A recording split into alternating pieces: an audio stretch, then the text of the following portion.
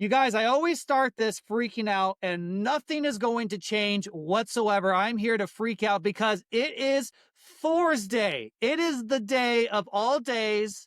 And if you're now watching the show for the first time, you need to make this a chronic behavior because Thor's Day is the coolest freaking day in the world. We're going to talk about why that is very shortly, but let's give you guys an introduction to THORChain. So for those who haven't heard the good word, THORChain is the world's leading Bitcoin DEX. You can swap 11 different blockchains across 40 different pools, soon more, without using bridges or wrap tokens. Check it out at swap.thorchain.org. Swap.thorchain.org. Anyone in the world can use THORChain. There is no account to open, no KYC required, and privacy is a human right. THORChain has two tokens. That's Rune and TCY. The fees for swapping on THORChain are paid in Rune, and that's where the yield comes from. The fees are deducted from swap, so you don't need to own Rune to trade on THORChain. Pretty cool. THORChain's token is currently deflationary as well, with 5% of the revenue is being burned. 10% of protocol revenue goes to TCY token holders. Always remember to stake the TCY tokens in order to collect that yield. There are no block rewards on THORChain. The protocol's revenue is real money paid by real users. THORChain is more than just a DEX. It is a programmable layer 1 with the ability to create decentralized apps on it, you guys. This app layer is being developed by Rajira. If you need help with THORChain in general, join the THORChain community Discord and Telegram groups. Links for those are on thorchain.org, thorchain.org. And guys, please follow THORChain on Facebook and Instagram. THORChain contact, all one word, on TikTok. We need 1,000 followers to live stream on those platforms. Let's get it done. And always remember, this podcast is for informational and educational purpose and does not constitute financial investment or legal advice. You guys, it is that time to start the show. Here we go. My name is Denny. I go by Patriot Sounds. I love doing this. I'm addicted.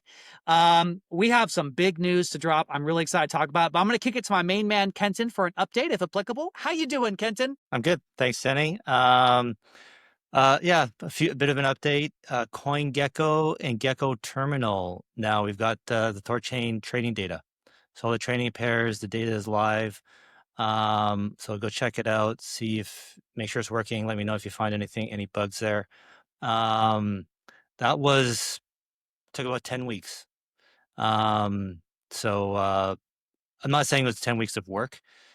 It was like a week or two of work, and then we go in their queue, and we didn't pay to get it, to get on right away, so we had to wait. Basically, I think it's just an arbitrary time, but they honored it. So after the 8 weeks were up, then we're live now. So I think Gecko Terminal might have to fix. I might have to get some of the logos icons updated there.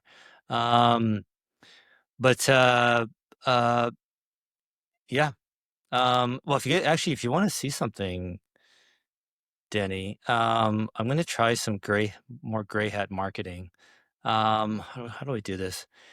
Look up Bitcoin, if you don't mind. Yeah, and then click on markets. And then see, it says the tabs at the top. It has all, sex, and DEX. If you click on DEX, there you go. And then sort by volume. Okay, we do see THORChain. Anyway, this is good enough. So notice there's DEX a lot, so DEX, LN Exchange. There's all these, and if you sort by 24-hour volume, change now comes up. I'm going to try some gray hat marketing. See if I can get CoinGecko to remove these so-called DEXs, and so we'll see how that goes. But because Chainflip is fine, right? We're okay with that. We acknowledge that one. Obviously, Maya, but Change Now isn't a real DEX, so I'm going to see about getting that removed. And then Vegas. I reached out to a bunch of places, venues, getting close. It's between two. But man, I almost settled on one yesterday. And then I'm reading the contract. I'm glad I'm reading these things and asking, because like they just hide stuff. And so like we have a minimum spend for a set window of time. And so in my mind, we can just stay there until the place closes and we have our minimum spend. And it's like, oh no, it's only within a 2-hour window or a 3-hour window. If you want to stay longer, then the minimum spend goes higher. And it's like, oh my God. So I gotta figure this out still. Hopefully I can today or tomorrow, but I'll definitely, obviously it has to be figured out next week. But I'll get it, guys. But yeah, we're close to about 50 RSVPs. The guys from Cake Wallet said they're gonna come, so that'll be cool. And be nice. Randy's gonna try and talk to some other wallets, maybe some other L1s. See if we can get some other like actual partner integrations coming. So that'd be great. And this is my goal going forward for conferences. In my mind, I'd rather start with side events than a booth. One, they're just a lot cheaper. And then two, we've got a side event. Say we got half THORChads and half wallets, layer ones, whatever that we're open, we want to integrate. The THORChads coming to these events, you guys are our best salesmen. And so we have you all in the same room. It's not just me and Chad and Randy trying to pitch these guys. We've got 40 or 50 THORChads, who all love us, right? Celebrating us. And this does work. The firm I used to work for, Sprott, they're publicly traded, SII. They're like a $50 billion company now. And one of their shticks, one of their gimmicks was at all the conferences, we would buy tickets, 100 tickets for 100 clients. And those clients would go to the conference, and then we would have a special, like a breakout session just for those people. Then those people go around all throughout the conference and they're talking about, oh, I got this free ticket and they're great. And now we're going to this, invite only event. And like now we have 100 salesmen walking around this conference telling everyone how great we are. So this works, you guys. And so it's actually, maybe don't have time now, but to get people THORChain t-shirts, if you're going to come to the event, so maybe next time we'll do this, but to give you guys a THORChain t-shirt so you can go walk around the conference in your THORChain t-shirt. And actually I have to give the idea to Richie. So I can't take credit for that. It was Richie's idea. Thank you, Richie. But like it's just a big, annoying, disgusting hat. A 10-gallon cowboy hat. Just a 10-gallon, ridiculously, just stupid looking. A big And foam. it would be so much more effective than a t-shirt. Like you have to admit, like it would just get much more attention. People like, whatever, but like you would just get like that THORChain hat, like 10-gallon fucking, it would work so much better. A big foam lightning bolt, huge foam lightning bolt. You know what I mean? With the QR code of swap.thorchain.org on it. So hopefully this will be a good test run with this side event. See how it goes. I'll get better at organizing them, planning them. I like to think I can throw a good party, guys. So once I get this ironed out, get better at it, if we can start getting some notoriety where people want to be invited. They ask, I heard about these THORChain side events. I want to go, like, can I get an invite? How do I go? Whatever, right? And that's just from us, liking each other and having fun and telling stories. It's not about like we create our own fun, right? Which you can't pay for that, right? So, we have a good time, we have fun. Then hopefully that'll percolate out into the conference and people wanting to be, whether they want to come to the event, whether they want to use THORChain, whether they want to integrate THORChain, right? It all works. It all plays on each other. So, so yes, I'm actually kind of glad that at first I was thinking there's just going to be 10 of us, 12 of us. We'll just show up at a bar and have a couple of drinks type deal. But I'm glad we're getting this turnout, and I'm glad Randy, and you, Chad, you guys are when you're at the conference on Monday, you want to invite people. So this could be good. This could be a good first run. Yeah. See how it goes.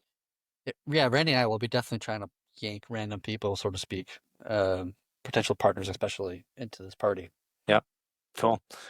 And then just one other, I guess, quick update is there's a scam website, swap.throwchain.org.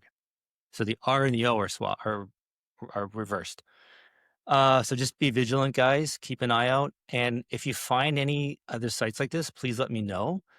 So what I've done is I've gone to the registrar of that domain and submitted like an abuse report.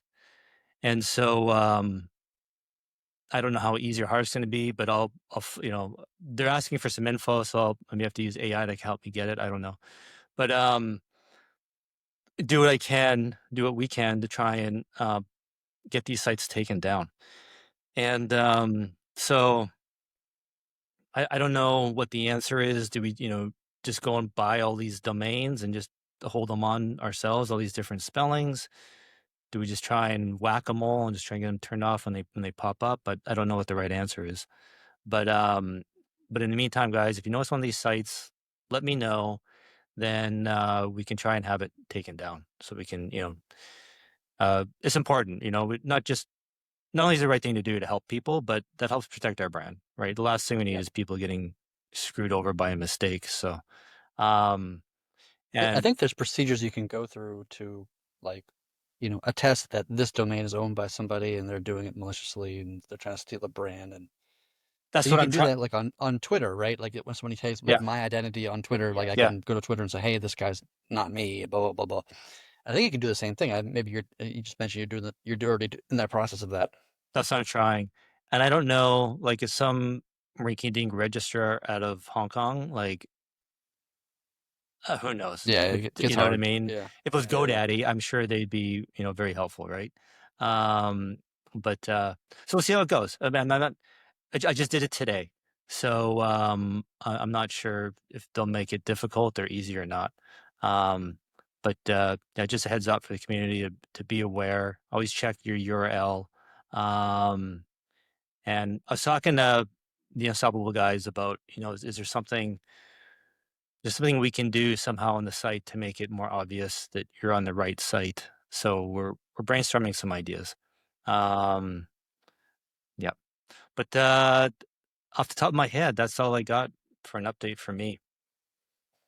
Yeah, I actually had a thought about this too, because, like, this is just like a general technical interesting thing of, like, there's a concept in, like, domains, and I'm blanking on the name of it off the top of my head, where you can buy characters that are slightly different. They're visually very similar, and even if you stare at the correct one and the incorrect one side by side, you have a really hard time differentiating between which one's the real, which one's the fake one. And I've always wondered, like, why don't we just have, like, um, y- um, you just take the checksum of the domain. Like, the browser just takes the checksum of the domain and then displays an icon, like a randomly generated icon from the hash, right? And that way, when you go to apple.com and the icon is just, it's not apple.com, not the Apple from, like, Apple logo, but just the browser visual representation of the domain you're going to.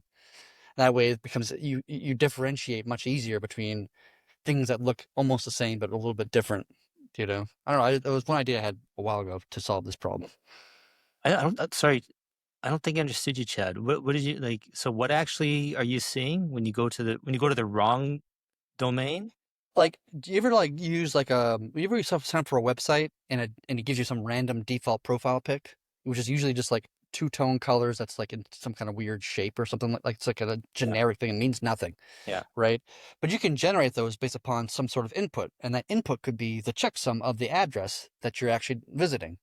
So, like, there would be, like, a little, I don't want to say the logo, that's probably the wrong, but a representation of the domain name, not of the company, Apple, but of the domain name, that when you go to it's green and blue for, let's just say, THORChain.com. That just by random, it just happens to be green and blue. It could be purple or yellow. It doesn't really matter what it is. But then when you go to something else, oh, it's not green, it's not purple and yellow anymore. It's now orange and tan or something like this. And it just makes it visually obvious that you're not actually at the place that you think you're at, because the domains look so similar that your eye really can't differentiate between the two yeah. very Gotcha, well. gotcha.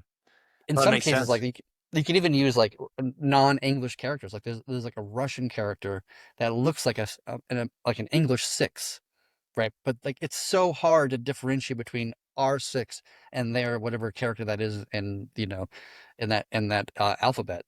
And so that'd be one way of just actually solving this problem on the browser level rather than on on a per individual website. I have to go hunting one by one with all these fuckwits, buying my fake domains and Yeah. you know. Yeah. Anyway, that was just an idea I had a while ago to solve this problem. Love it. Do you have any Oh, other updates, Kenton? no, I think that's it. Unless you guys have a question for me about something, maybe I forgot something. Just keep going, man. You I mentioned the party, brother. We're good. yeah. Still got actually I mentioned it up front too. Maybe I should get the link for it so we can put it in. I'll put it in the chat. Where is it? So people, you guys While can you're still RSVP. Please do, guys. It's coming up though. I'm getting really excited. Okay, well, while Kenton does that, Chad, I guess we'll kick it to you. Man, it's very excited community. Last 2 weeks, I'd say we've been talking about Monero. I think that's still going to be the topic of conversation. So maybe we'll just jump right into that. How are Okay. things going on the Monero side, the integration wise? Yeah, things are going very well, moving along quite smoothly, I'd say. Really thankful that JP's also helping a little bit from here and there, which is good to have another pair of eyes on it. And JP's a very smart person. He's been in crypto for a super long period of time, much longer than I've been in crypto, and he knows this space quite well and these technologies quite well. So it's good to have another pair of eyes on, which is amazing. Um, I think that the PR as it stands now is about ready to be merged, which basically just means it's ready for the next phase of that development process, which would be in our case would be running it on ChainNet. And ChainNet's basically just like a staging environment just to start build an actual network with all the different chains, like the same thing as mainnet but just less nodes, basically, with real funds, real money, like all that kind of stuff, and start testing it there. Catch any bugs, issues we might find that and through that stage, obviously patch those. And then once you go through that round, you test it again, make sure it tests good the second time, whatever. And then you go ahead and launch as part of 3.18. Okay, so 3.18 is when it's coming. So that was the question I Yep. was going to get to. 3.17 is that getting close to launch? Do we have a date on that? Maybe I should know this. That's a good question. We've already cut it. It's on StageNet. It's being tested by the Maya team. They have a run through, like a run book. As soon as they validate StageNet and say that it's all good, then we can go to our partners, our sex partners. That sounded very weird, but that sounded wrong. Our CEX partners, and let them know that this is the final cut. This build, whatever the build number is, and then we have to wait. I think a week or 2 weeks. I forget which one it is off the top of my head, and then it comes out. Okay. And then Okay. So nose adopt. okay, perfect. So it's getting somewhat close. Okay, perfect. Yep. So Yep. and so Monero, we're pushing that to 3.18. Okay, so all right. One question I have, I'm trying to figure out how to answer this question. We had specific dates, specific timelines, with cuts and releases and things like that. Is there a chance that 3.18 could be expedited if we had something like Monero that's ready to go, or is it more like very standard how we do these things? No, you could cut it earlier if you want. I mean, there's nothing actually stopping us from cutting earlies right now if you really wanted to, other than we're already in the process of validating 3.17. So technically speaking, once 3.17 is out, you could theoretically start the cutting process at that moment in time and then start like through that. The negative about that is that you're spending a lot more resources and time to do that, because if you're cutting twice the amount of cuts per year, right, releases per year, then you're also basically doubling the amount of time that it takes to validate those things, because each one has to be tested and validating. So there's a push and a pull to all Sure. this, I would love to have a conversation with our sex partners again sounds weird, about either reducing or even removing that limitation that they're placing on us. I find it very frustrating as an engineer that I have to sit with my thumb up my ass for a couple of weeks, which I really dislike for some reason. Yeah, we could make it faster. It just takes more resources to do so effectively. Gotcha. Okay. Yeah. And the reason I asked is because everyone's so excited. You know the question, when Yeah, Monero, yeah, when yeah. this, and it sounds like you guys have been. I've been watching the GitLab. You guys have just been working so hard on it. Well, you've been working hard on many things, but that is one thing. You guys have taken this and you are running with it. So, Yeah. so from I'm the still, community, I just want to say, go ahead. Go ahead. I'm still, I'm still in disbelief. Like, Yeah. I honestly am. I'm like, this is really happening. Like, it's something we've all Finally. been, I've been personally excited about for a long time. So honestly, I'm not lying, guys. It was one of the things that sold me on THORChain was the promise of Monero. Oh, I Yep. wanted to bring this up before too. Do you guys remember, so that summer, I think it was summer 22 when the tornado dev was kidnapped and thrown in a cage? And there's a big debate internally within the THORChain community. Do we want to go down the Monero route? And everyone was scared. And there's talk about forking the chain. And I created a YouTube video back then. I kind of want to play it for you guys now, but it was if you guys, you can tell me no if you don't think it should. I took a scene from Gladiator, and when they're in the Colosseum, and He's what's fighting the the lions. pardon?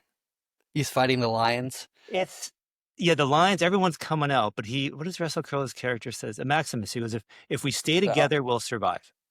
yeah, And yeah, yeah. he huddles them all together, and they fight off the lions and the chariots and everything, and they survive. And this is kind of was like my rallying. This is before I was kind of anybody in the THORChain community, but it was kind of my way of trying to communicate to everyone, we got to stick together. We can't fork the chain. We can't be separate. We got to stick together. We have strength in numbers. And where I was going with this. Oh yeah. So anyway, so this was for me, it was this is big. I think getting Monero on THORChain, I think, is super cool. It's so like upside of the potential for volume and everything aside, just just doing it, just the fact that it's happening, and the first DEX of Monero without KYC is like, it's just so huge. It's so awesome, so Yeah, yeah. exciting. And so it's kind of like, when you're like looking forward to your birthday party as a kid or summer Christmas, you can't believe it's finally here, and it's here. Yeah, Christmas yeah. Day is coming soon. This is really Yeah. cool. Yeah, Christmas Day. yeah, For the cyberpunks. yeah, Hell yeah. yeah. Yeah, no, it's finally coming. Hopefully we'll get Parse 318. Assuming there's no bugs and it has to be pushed to 319, but or 318.1 or something like this. But yeah, hopefully get part of 318, which is being cut in 1 month from now. So we have 1 month to get this thing merged, get it validated on a chain net, make sure it's tested, it works as expected. Doesn't mean you can't find bugs in production, of course. We do our best to find as many as we can, as early as we can. And then, if we have bugs, we can just, throw 318.1, which is those are easy and fast to cut. Those aren't, multi-week things. But yeah, it's coming. And we're also working on Tau/Polkadot as well. That's like being produced and hopefully part of 318 as well. Hopefully that'll also get merged with 318. It's one of my goals for this release, at least. So are you saying Polkadot would come as well, like a third chain? Yes, because the Polkadot chain and Tau are basically the same with a couple minor differences. And so the implementation that there was a community member who built a Tau chain client, which is fine, it's great, but it was specifically for Tau. And there were a lot of things in there that was like hard coded for Tau, blah, blah, blah, that wasn't really compatible. And we like to implement chain clients in a more like, generic way that is reusable for similar chains. Like we have an EVM implementation that we use for AVAX and Ethereum and, you know, other ones as well. And we like to have that kind of core functionality as like a reusable piece that we can utilize in different chains. So Polkadot and Tau are both substrate chains, and there's, you know, there's a bunch more out there, and we can just add more substrate chains, you know, like fairly arbitrarily, you know, depending upon the chain, of course. But for the most part, we can add them both. Nice. I like it. Yeah. I know there's Yeah. going to be somebody listening who's going to be crapping all over Polkadot, but like, guys, we're an exchange, right? We're We're an exchange. We don't really, we're I don't agnostic. really care if I like Polkadot or not. It has Yeah. no relevance to the conversation. My Yeah. personal feelings about if the token's cool or not. The fact of the matter is, it's a big token. It's like, what is it, like 30th or 50th, whatever the number is, like in the, I don't know if Danny still has the CoinGecko on his browser, but like, it's still a very economically powerful token. You know, even if you don't like it, that's the reality of it, right? So, it's so valuable to get added to THORChain, right? And I'm still a big fan of that. Yeah, on CoinGecko, it's 43 market cap. 43, yeah. Okay, yeah, 43. That's So- great. That's really good. I don't know, nothing to scoff at. Exactly. You know, It's a top 100. Yeah. I actually started Well- working on last night.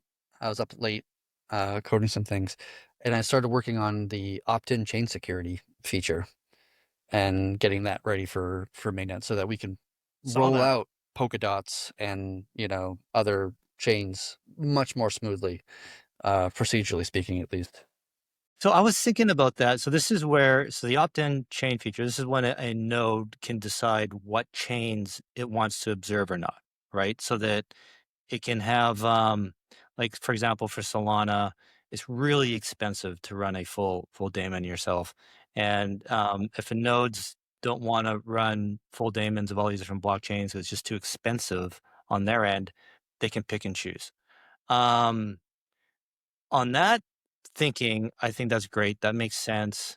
We can let the free market sort things out. But coming back to Monero, like, in my mind, it's better if we all have to run Monero. Like, because if we start picking and choosing who runs it, like, I wonder how I say this.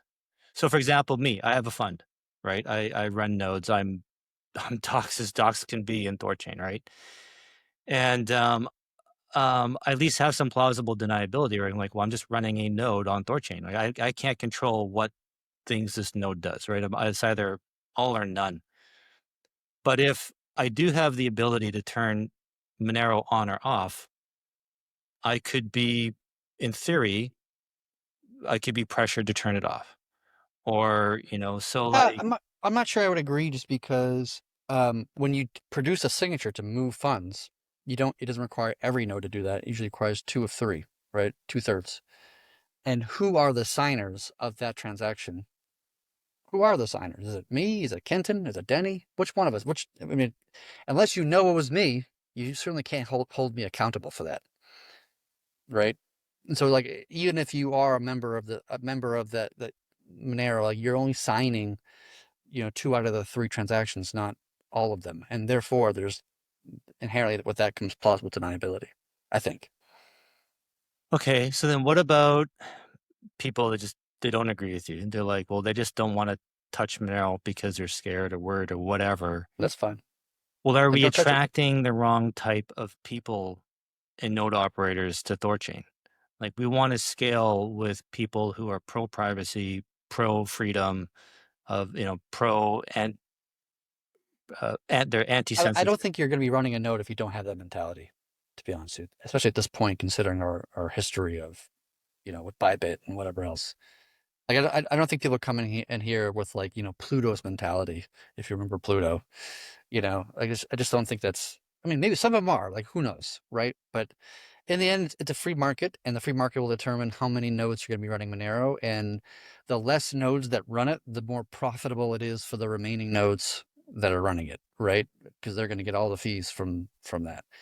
So if there's like a tax, in a matter of speaking, on Monero, because there's additional risk of running a privacy chain or whatever it is, then that's going to be just kind of baked into the capital markets result where there's going to be less people running it than, a Bitcoin, for example, but it's going to be, more profitable to naturally to account for that risk in some sense or form, right? From a free market perspective.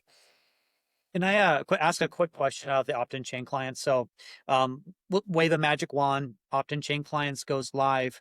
How does that work from a node operator's perspective? Can they then turn off certain claim chains with no risk of being slashed, or is it just initially opt in every chain thereafter? Like, so Polkadot, they don't have to run or whatever. Yeah. So if you haven't opted into any chains, you are by default all chains, which is the current behavior now. Like nobody's opted into any chain right now. Everybody's running all the chains. So it's the same behavior, right?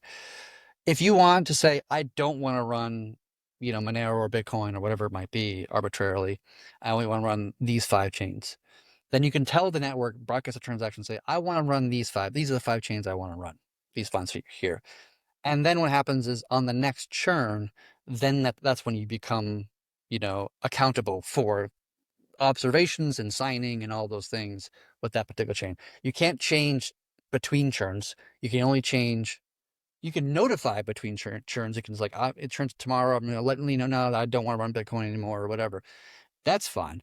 But then it doesn't actually shift until the churn happens. Because when the churn happens, that's when we're creating all the vaults. And we want to know who is owning what vaults, right? Who is signing for who's going to be partners with who to secure which asset of what chain of whatever. And so you broadcast between churns what your intent is, and then that gets realized per churn. I have a question now. Let's say hypothetically, I don't know how to explain this. Let's say there's two nodes that exist, but they literally do not have assets that touch. Well, of course, there's Rune that's touching everything. I get that. But let's say there's Monero and Ethereum node, random example. And then let's say there's an XMR Zcash node, random example. I don't know how I'm trying to ask this question. Put them all together? Yeah, like they can't communicate, right? So how does that work on the network level? No, they don't. level? I mean, well, first of all, the Rune is not an issue because Rune is not secured via Bifrost, right? So that's not even a part of this conversation. Okay. Rune is internal to the network. It's not external. It's an exonerous asset, so it doesn't really matter in the context of the conversation. But how the logic more or less works is that we get the full list of Bitcoin people, for example, right? Who wants to do Bitcoin? And then we create a vault divided by the number of Asgard side, which right now is 20. So if there's 100 people doing Bitcoin, we create 5 for that particular instance. And then for Ethereum, we create whatever we create over there. If there happens to be a situation where the same identical group of people want to support one or two or more of the same chains, which I think is likely to happen because I think everybody's going to support Bitcoin. I think everybody's going to support Ethereum. I don't think there's maybe there will be, but you never know. But like probably everybody's going to support like those basic ones. Then it'll like combine those together into a single Asgard vault for those 2 assets for Bitcoin and Ethereum in that situation. But something like Monero, or maybe Solana, or whatever it might be, they have a very unique signing set, like a unique set of people. These 9 people, these 12 people, these whatever the 38 people, whatever the thing is. That's very unique to that one specific chain that they have these 38 people, whatever the hell the thing is. Then you would have a separate vault just for this Asgard vault, just for this chain, just for this asset. But you would like only have generally 1 Asgard per chain divided by or multiplied by number of Asgard size. With opt-in chain clients, if let's say that we don't add any more chains, hypothetically, let's say, and then we add opt-in chain right now and nodes delist certain assets for whatever reason, right? Does that reduce the computational burden of the network because there's less, what do you call it, gossip attestations between all the nodes? Does that make the network more efficient if people can opt out, like instead of everyone opting in? If that makes sense. Largely, no. I would say from a large perspective, it's really the same. The one caveat I would say is that when you want to reach consensus on Monero, instead of requiring 68 nodes or 67 nodes, you need 15 or whatever the number is. And so there's less talk to do that. But that happens, to be fair, that happens off chain. That happens within the Bifrost, what's called what do we call it? Something attestation. I can't remember the Bifrost attestation or something like this. I can't remember the exact name off the top of my mind. But that communication happens off chain, but still within the peer-to-peer network. But just like I just talk to people that I want to talk to about validating this Monero transaction, whatever that is, and then we all just share signatures with each other's, and then one dude basically broadcasts a transaction to Thornode saying, we all saw the same thing. There's 75 of us, or there's 12 of us. We all agree that this is the result. We all have signatures to support and prove that. So we actually did that change like a year ago, where the consensus is not happening on chain, the consensus is actually happening off chain to make it more efficient. And we just broadcast the consensus once it's reached. Cool. Kenton, I want to kick it to you. I've been talking for a little bit. If you something you want to ask, right? I'll just kind of add to the conversation. So I think, like, kind of go back to my concern about nodes not running Monero. I guess this would be one of the nice things, positives about having the third-party bond providers is, if they have a node operator who won't do Monero, but they do, they just go find a new node operator. And yeah, that's true. So probably arguably be the bond providers who drive this more than, say, the node operators. Yes. And right. If some node operators just aren't comfortable with it, that doesn't mean we lose that node. We just lose that operator. And the BPs on that node can go find a new operator who is comfortable with it and wants to do it. So it forces the node operators to compete with each other on that front. Yeah, that's an interesting kind of like dynamic, because I had to be honest, I hadn't thought about it until you mentioned it. But like this idea, like it's kind of interesting. And me as a bond provider, I don't have any risk of being a part of a node that runs Monero. Like me as a bond provider, I have no control over this. I'm just giving my rune and blah blah blah. Like I probably cannot be held liable by any stretch of my imagination, I would imagine. But I do want whatever node I'm bonding into to make the highest yield possible, right? I don't want low yield nodes. I want high yield nodes, and high yield nodes run more chain clients, right? And so the more chain clients you run, more chains you support as a node operator, you're probably going to attract more bond providers. Yeah, because the cost for the node to run a chain client isn't reflected in that node's yield. That's an outside meat space cost that the node operator is fronting on their own. The yield to the nodes doesn't change based on the person's hardware that they're running. So yeah, so every pool, every chain you're not participating in, you're just getting that automatically less yield. There's no okay. In order to be competitive as like a operator, like if I'm an operator and I don't want to run Monero, right, for whatever reasons, I just choose not to, I have to be attractive in other ways to the bond providers to get them to bond provide. I mean, so instead of charging 20 bips or whatever the number might be in fees for my operator fees, I can come down to 15 maybe, right, and try to attract bond providers that way instead of doing it through some other mechanism. So there's going to be some levers that people are going to push and pull, and then the free market will, and assuming the free market is an efficient one, meaning that all information is readily available almost in live time, then the free market should find some sort of solution for all this and come to some place. And and obviously the hope is that the result is we're going to have lots of nodes running lots of chain clients. Like from a protocol perspective, we want that, and hopefully the alignments go in that direction.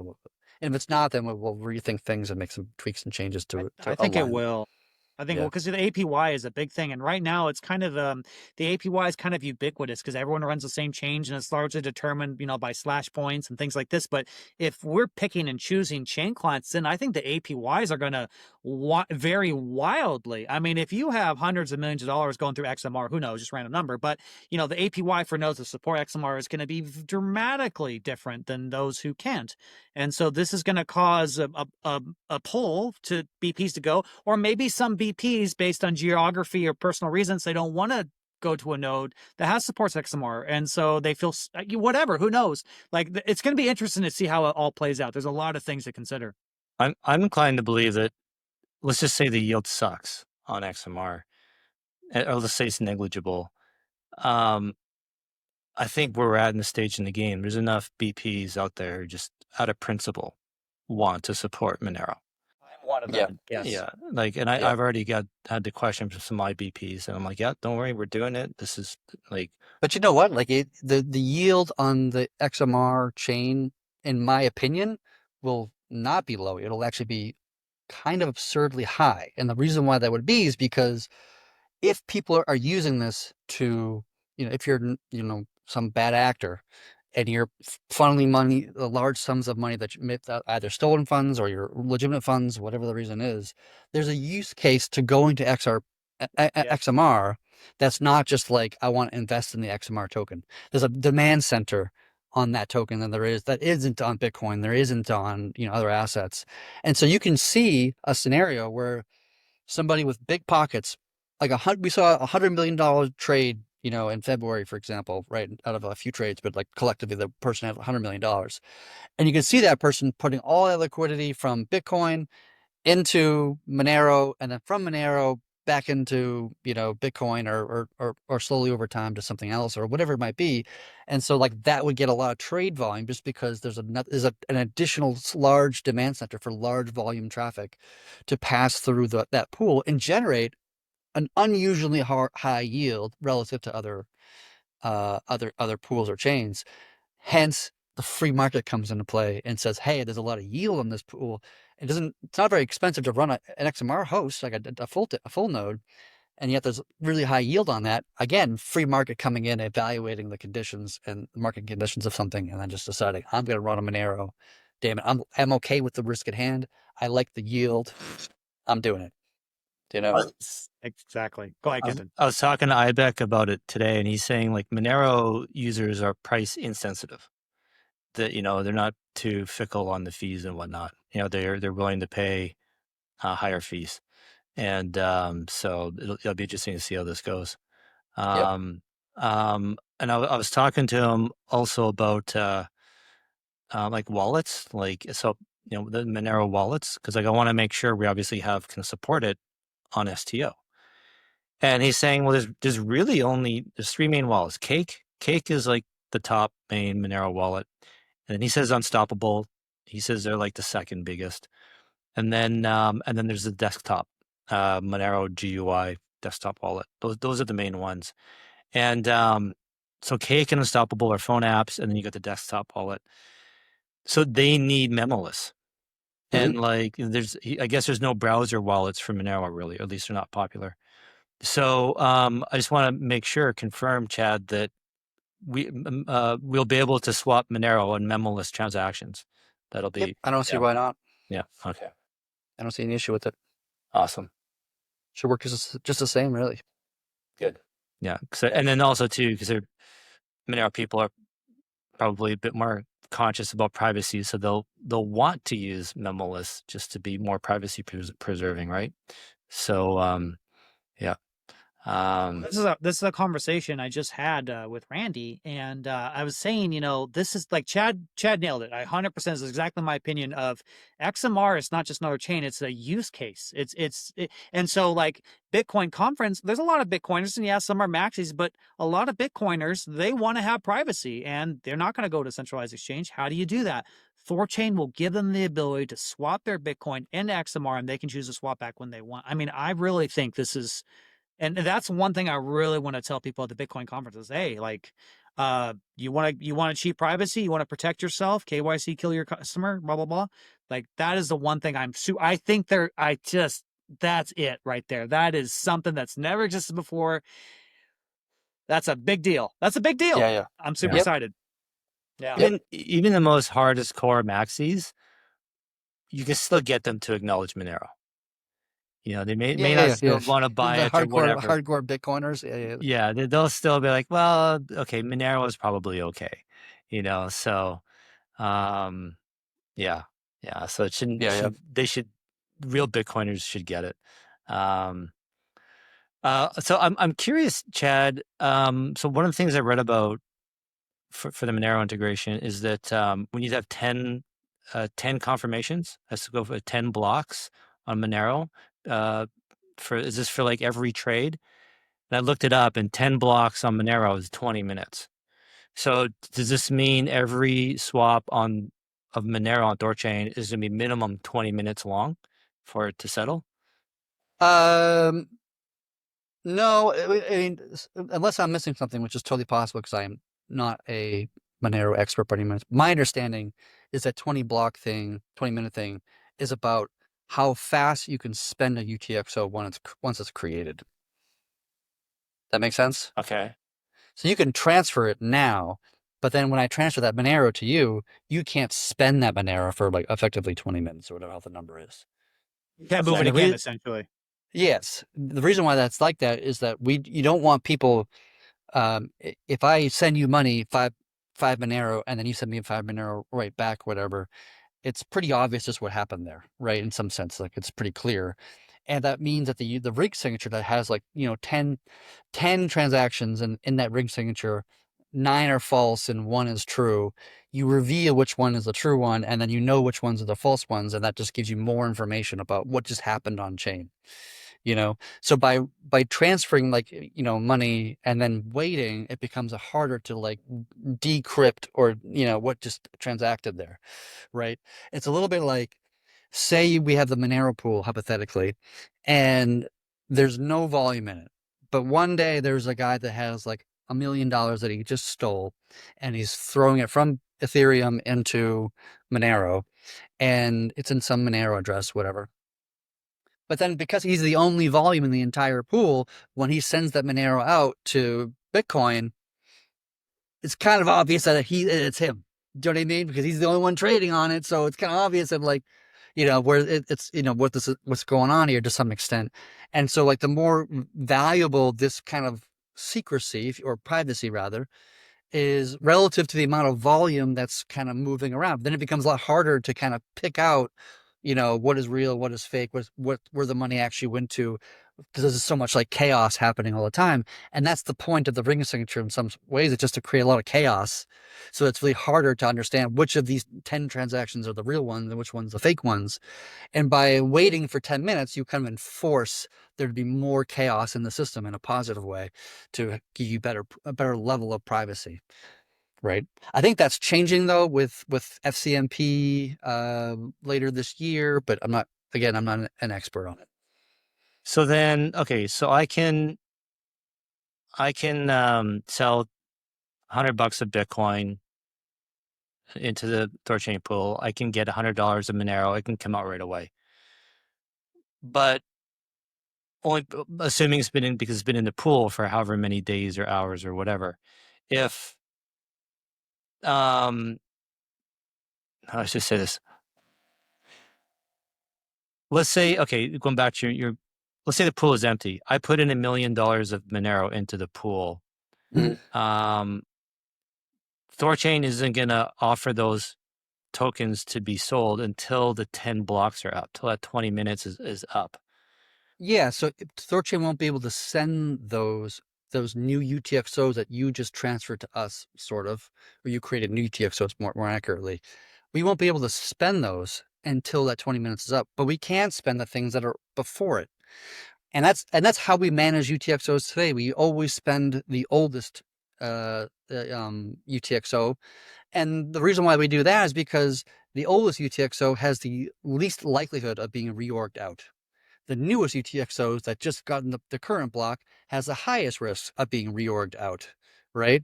And so we just, for a measure of safety and security and just, reasonable, like common sense here, we start with the oldest UTXOs first and we work our way back to the front in a sense. So most of the time, this won't even be an issue because we're spending the old UTXOs before we spend the new ones, The problem where we might have an issue is UTXO consolidation, which is a normal thing we do in the Bitcoin and other UTXO chains, Bitcoin, Doge, Litecoin, whatever, where when we have too many UTXOs, I think the number is like, I want to say 12 or something like this. we just spend it back to ourselves. We use all these UTXOs, we converted them together to create a new UTXO that's condensed and smaller. And the reason why that's important is you don't want to have 1,000 UTXOs, because when you sign a transaction, you don't sign a single transaction. What you're actually signing in UTXO world is each UTXO one by one. And if you have to sign 1,000 UTXOs because you haven't consolidated to do a single transaction out to send somebody their Bitcoin, well, that's a problem, because the TSS signing is like, I think it's like 12, 15 seconds, something like this. And that just takes a lot of time, right, for us to do that. And so we have to consolidate those UTXOs proactively and spend those time to sign those UTXOs from a TSS perspective.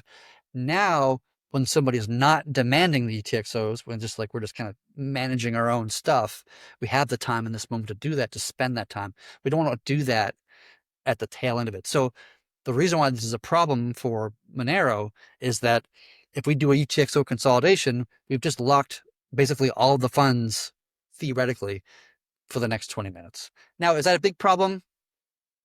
No, because what happens is we wouldn't be able to, we'd attempt to sign, we'd sign it, and we'd broadcast it. We get some sort of broadcast failure from the Monero full node. It didn't happen. We retry again. It gets rescheduled to another vault. Well, in this case, there's only one vault, so it can't get rescheduled anywhere else. It's just keeps retrying until the 20 minutes is up, and then we just go ahead and send it out. So it's not like a big deal. The network can handle, and that it's fault tolerant enough to be able to handle that scenario, and as smoothly as technically feasible with the limitations that Monero places on the protocol. But yes. So what you just described was batched outbounds, batch transactions. That process. No, of because mining UTXOs? so in UTXO land, we talk about V-ins and V-outs. V-ins is the UTXOs that you're spending, and V-outs is where the money is going to. Batch is multiple outs. Right, having multiple places where technically we always have multiple outs. Technically, we have like 3 on every transaction, right? Because when you have a UTXO that's worth $10,000, and you have a transaction you're trying to send for $1,000, you have to send 2 outs, $1,000 to you and $9,000 back to ourselves to create a new TXO that's worth $9,000 back to ourselves over here. And technically, there's another out that is the outbound memo, which is going to be removed in the near future. The Arbitrage, so they call it UTXO land. I know this is. I got much more technical than I typically get on this pod. Hopefully, I haven't lost or bored the audience too much. No. People love this stuff. No, this is great. I was thinking. So, I have a question about. So, for those who don't know, there's a very significant change with Monero integration, where instead of like Asgard Vault, which has 20 signers at the most, we're gonna have one vault, right? We're gonna have one vault, so that we can check the solvency easily. We know if like you just say you had nodes steal the XMR in one vault, you wouldn't know until it came time to churn, right? So we're fixing this attack vector. I'm curious, Chad, how do you foresee churns going with this new Frost TSS implementation? Are you feeling pretty confident about that? Like, you think we'll be able to churn That's smoothly? a good question. The answer is we don't know. I have every reason to believe that it'll be just fine. We're not the first Frost implementation that has 100 nodes. I'm sure there's, I think, off the top of my head, I think Chainflip uses Frost on their backend. But, which by the way, is not the same Frost as what we're talking about. Ours is a slightly modified, customized one for specifically Monero. But nonetheless, Frost is a much more, relative to GG20, is a much more established, it's a much simpler, cleaner, faster, uses something called Schnorr signatures instead of a standard kind of ECDSA or EDDSA. And so it should be able to handle it just fine, but it would not be surprising to me if we got to mainnet with Monero and we saw some weirdness or unusual behavior or inability to churn would be an understandable bug or issue, in which case we'd have to go to the nodes and say, hey, we're not churning, there's some problems, we could use some Bifrost logs from a few of the nodes so that we can get a sense of what's actually transpiring here and what the problem is. And we might have to release a patch release to quickly release a release to fix whatever that bug is. We've seen TSS or churn issues in the past, even without Monero, like historically. We haven't seen it for a while. For the most part, we've been pretty clean relative to our past. But so we've kind of ironed out all the kinks for the most part.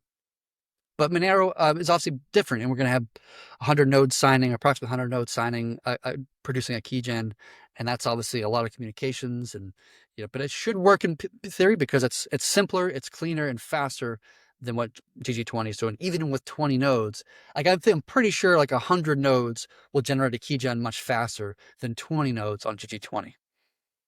Yeah.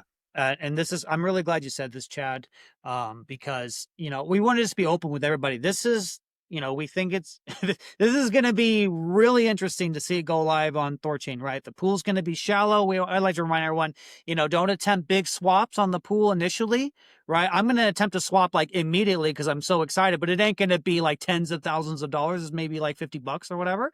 So guys, or at least make sure you put a price limit on that. Like, don't put a no price limit swap. Like, that would be ill-advised, especially in the middle of the days. Just like protect your downside, which is by default all UIs pretty much do this, to my knowledge. So you don't have to worry about it too much. But we saw recently where somebody did a massive trade with no price limit, and they took like a $20,000 bath because they just, You mean with no slippage? He didn't enter any slippage protection? Right. Like usually when you put a trade in, you say like how much of the token you want to receive like on the other side, right? I'm giving you 1 Bitcoin. I want to receive 300 Ether or whatever the hell the number might be, right? And that just tells the network, like, don't make the trade if it's not going to give me what I want, right? Which is obviously like a protection mechanism, right? So if you do it and you set the number to 0 instead of 300, the network's just going to trade whatever it can get. It's like a market buy, effectively. And if the pool is not very liquid, because Monero would be pretty illiquid because it's going to not have a lot of money in it, we don't know how the arbs are going to do what the arbs are going to do, right? Because the arbs have to arb with centralized exchanges. So which centralized exchange can our arbs even use? Can they use one if they're in America or if they're in Europe? Are there any ones that actually support their nationality, that whatever the hell they are? So like, to Denny's point, like, we don't really know what's going to happen here in some extent. This is a new ground, not just for us, but for the entire industry. We're the first ones to do this.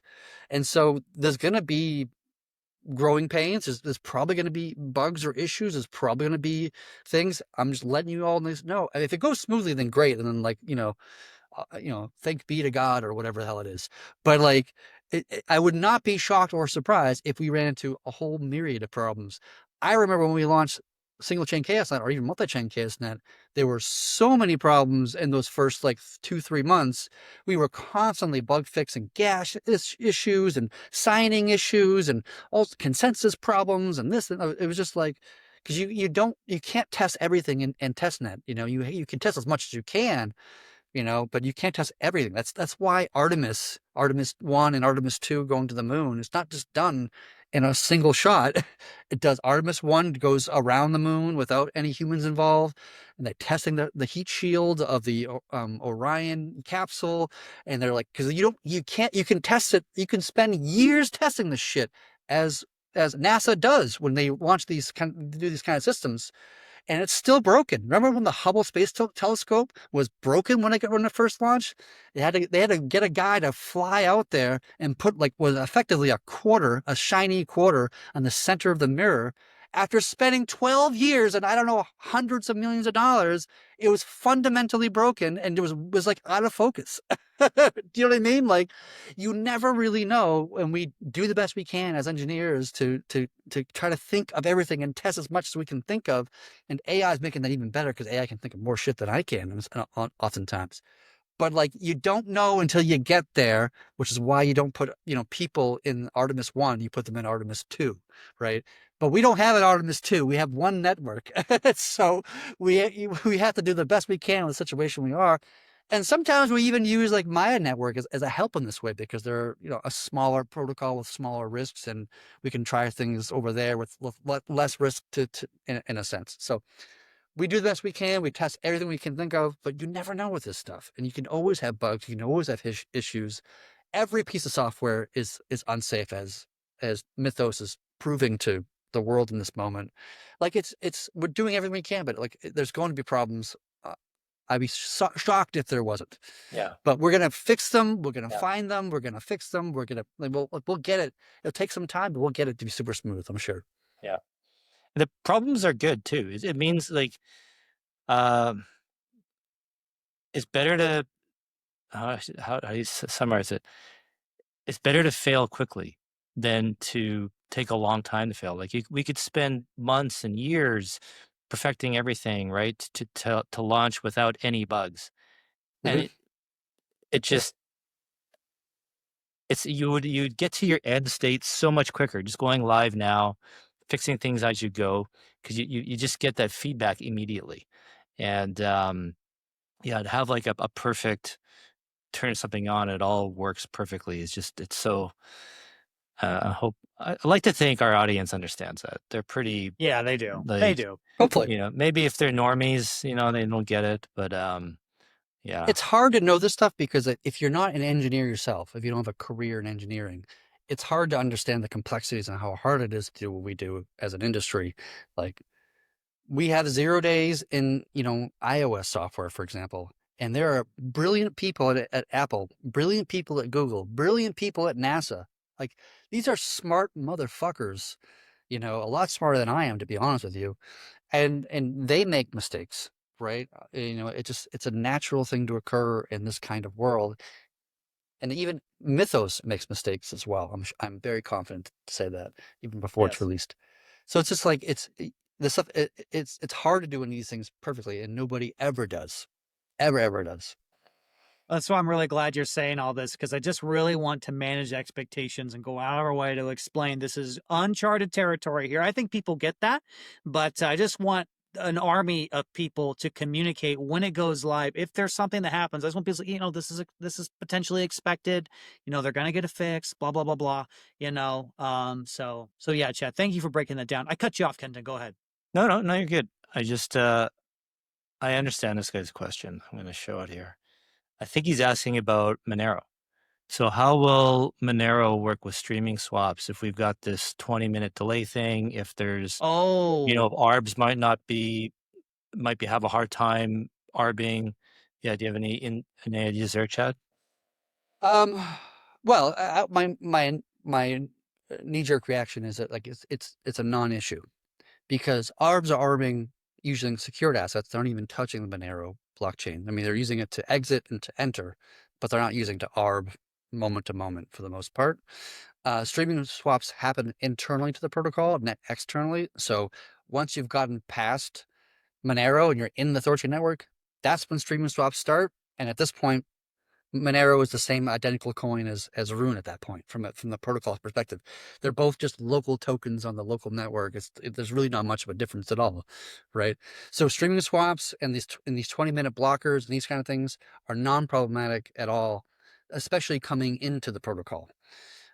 Leaving the protocol and sending out Monero, you could potentially have a problem where we're not able to send you the Monero that we're supposed to be sending you because we've spent all of our UTXOs and they've been consolidated, and they were just consolidated a moment ago, and we can't send any Monero at this point, and we have to wait 20 minutes.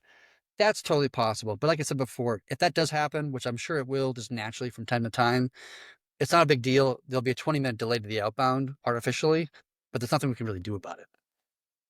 And Other than so, like getting a little bit clever about our UTXO consolidation, maybe we could do some improvements in there, but whatever. so then I guess the question remains with ARBs, like just keeping the price of Monero on THORChain in line with price on other centralized exchanges. And I mean, if these other centralized exchanges are getting more and more difficult to use, liquidity is drying up, THORChain will set the Yes, price. that's totally possible. That's a very, I don't know what, I mean, can you bring up Monero real quick on CoinGecko, one of you guys, and look at the trade volume is and what the sexes are that markets, the current markets, You what doing, those Denny? volumes are. I'd be curious. Like, I don't know what the numbers are, and it's possible. Like, if it keeps on getting delisted, and major exchanges like Binance and Coinbase aren't listing it because they don't want to touch it with a 10-foot pole, then maybe, possibly. What's You the can 24-hour sort by trading? 24-hour volume, because I don't know why they don't put that in order. Right here. Of So volume. 52 million, 9 million, 8 Oh, million, 7 million. it's almost entirely on KuCoin. That's really setting the price at this point. Then, Yeah. yeah, Yes. and 52 million is obviously a lot of trade volume. So I don't think we're going to do that anytime soon. But maybe we will. Like the people who are using KuCoin, they're using it because it's like their best choice in this current Right. moment, right? And they're doxing themselves when every time they buy or sell the Monero token. Right. I They're had not this conversation. Go ahead. Sorry, Chad. They're right, but like they're not going to be going away because arbs that are in whatever country they're in might use KuCoin to be their balancing act in a sense or whatever. But if the day were ever to come, and I'm not saying that it will happen or whatever, but if it were, that we would become the largest, most liquid trading of Monero, which is, I don't want to say it's not. I mean, it's possible. It certainly is possible. Then we would set the price of that asset, which would be crazy. It would be like mind-numbingly Exactly. amazing. I had That the would be same like conversation today. the manifestation of one of the things we've been talking about in this protocol for a long time. I remember talking about like one day being setting the Bitcoin price. I know that sounds so stupid and ridiculous, and it is. And That's please stupid. that's not lost on me. But like if you live in a world where using centralized exchanges is more expensive and more time consuming and more complicated and more arduous, I don't think people will trade on THORChain because it's decentralized necessarily, although some people would. I think people are going to trade on THORChain because it's just quicker and it's just more convenient and it's just faster. Like that's just the reason to do it, more than any other reason from an average user's perspective. But maybe we will be one day Monero's, market center effectively. And then everybody's Right. going to be arbing against us instead of we arbing against them. Danny, can you click on DEXs, please, on the on that table? Yes, sir. Let me go back to it real quick. Dex. Oh, there's no trading pairs. There we go, boys. We're gonna be the only one. Couple of months. It's all coming together. I love how a plan comes together. Right? It'll just be THORChain there at some point. Is that a 404 error or what? Yeah. What's happening there? Well, now I had the same conversation, Chad, that you just mentioned. I had the same, like, maybe perhaps with THORChain adding XMR, true volume, true demand, and true price discovery may happen for that asset in itself. Now, obviously not immediately because the price is going to be, the pool's going to be so shallow when we have bugs. But once XMR gets firmly established on THORChain and we get all the quirks, I would not be surprised at all if that happens. And by the way, when we get the POL, system income to POL thing that we've been talking a little bit on and off here, if we start getting a lot of volume through Monero, even in shallower pools, the POL is just going to start deploying more capital there, right? And that pool is going to get naturally deeper, right? And that's going to get and more. It's going to generate more fees and get even more deeper, right? And that kind of thing. So like it's KuCoin has 52 million in trade volume in the last 24 hours, but like, how is that going to change after there's actually a DEX option? I don't know. We'll see. Oh By man, the way, so I Go did ahead. see on your browser, by the way, and at the bottom of the browser, it was a for like related news for Monero. There was a THORChain community podcast or Twitter stream at Let's the bottom of the go. page. So we're even being Oh, there is. advertised on the Monero page right now on CoinGecko. Oh, I saw it. I that's saw it. you're right. It's there. Let me bring it back up. Holy smokes. How did I miss that? Oh my gosh. I'm old and blind. Let's go. Share your screen. Yeah, I'm doing it right now, buddy. Look, it's right there. at Monero that. latest news. XMR is coming. Monero THORChain 1 to 2 months. Hopefully, you guys, we're gonna try our best. That news broke on this podcast, I think last week or maybe 2 weeks ago. Yeah. And then you took that and ran with it and made it into a thing, and now it's on MoneroNews.com or where the source of this information is. Dang it. Gosh, I love it, you guys. And so like Boone made it, a lot of people make this point. Boone said it as well. It's like XMR really should be like our primary focus right now, because this all happens so live. Like this is a new thing. Like to your point, Chad, we figured this out 2.5, 3 weeks ago. That Frost TSS actually works, and then immediately we're just like LFG. I mean, you, JP, the Maya dads, Boone, like you guys have just been slaying it ever since. And I said this last time. I'm going to say it again. The community is just like keep going. Like you guys, everyone's so excited and thrilled watching you guys work. So this is kind of what I was trying to push at like a month ago or maybe 2 months ago, whatever it was, when we I think it was a month ago, when like this news came out that the 9 Realms was kind of stepping back from the project, and people were a little bit like upset about that or nervous about it. And I was trying to say at the time, but like it's not a good thing. Obviously, wish them well, blah blah blah, all those things. But like we have a team that's going to be bigger than it was before that point, and we're going to keep on shipping. We're going to launch these things, and like, and that's totally true. Obviously, Monero is one of them. Tau is being another one. We got rapid swaps is another one in recent days. And I got another thing I want to throw at the community at some point today. That's like, I think it's blow people's fucking minds off. I'm actually quite excited about it. Blow our minds. Don't tease us. I'm really fucking excited. You like your foreplay, Chad. You want to like tease us and get us turned on. My foreplay. You're edging me right now, Chad. You're edging us a lot. You know what I mean? Well, make sure you bring your hookers and your tight pants to our party. Then. I will, buddy. Well, maybe before Chad, you blow our minds. Denny, did you want to keep going on ripping on Monero? Keep going. Anything else to talk about? Thank you to Soda. He reminded me. Boone is actually going to be talking to Monero Talk, a very famous podcast on Monero. It will be happening today, 8 p.m. Eastern Standard Time, you guys. So shout out to Boone. Really excited him. I think Boone's listening right now. I'm really looking forward to that conversation. So yeah, guys, news is spreading that THORChain is going to add Monero. So this is very, very exciting. I was talking to Ibec about it today. So Ibec's he runs Unstoppable. He's the leader of the team there, and like they're big. Their wallet's big into Monero. They're tapped into the Monero community, and he's like after Bitcoin, he's like Monero is like the most passionate, hardcore, engaged community in crypto. And until we get our room people wearing giant hats and walking around. That's right. That's right. Then we'd be like, that community is so intense. Like they're like the diehard community. It's the THORChain community. But I digress. But which is good because, and I like anyone that understands privacy on that level, which as far as I'm concerned, they're pretty intellectually honest people, and so they can see THORChain for what it is. We don't even have to like explain the past or this and that. I feel like they should, and maybe we do a little bit of explaining, but like they should get there pretty quickly. And I'm seeing that. I'm seeing people. I've had a few wallets reach out to me to integrate THORChain based on the news. Already sent them the API and the docs. They're like, we're going to have this done and ready to go as soon as you guys are live. Mainnet, this is live on our wallet.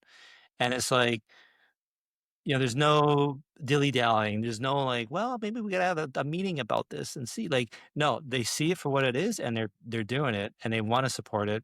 And so I think it's awesome. I think I like to think it'll keep spreading, and so it's pretty exciting. Beautiful. It's pretty cool.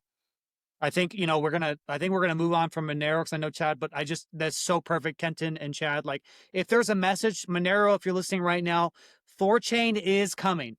We are coming. We are marching.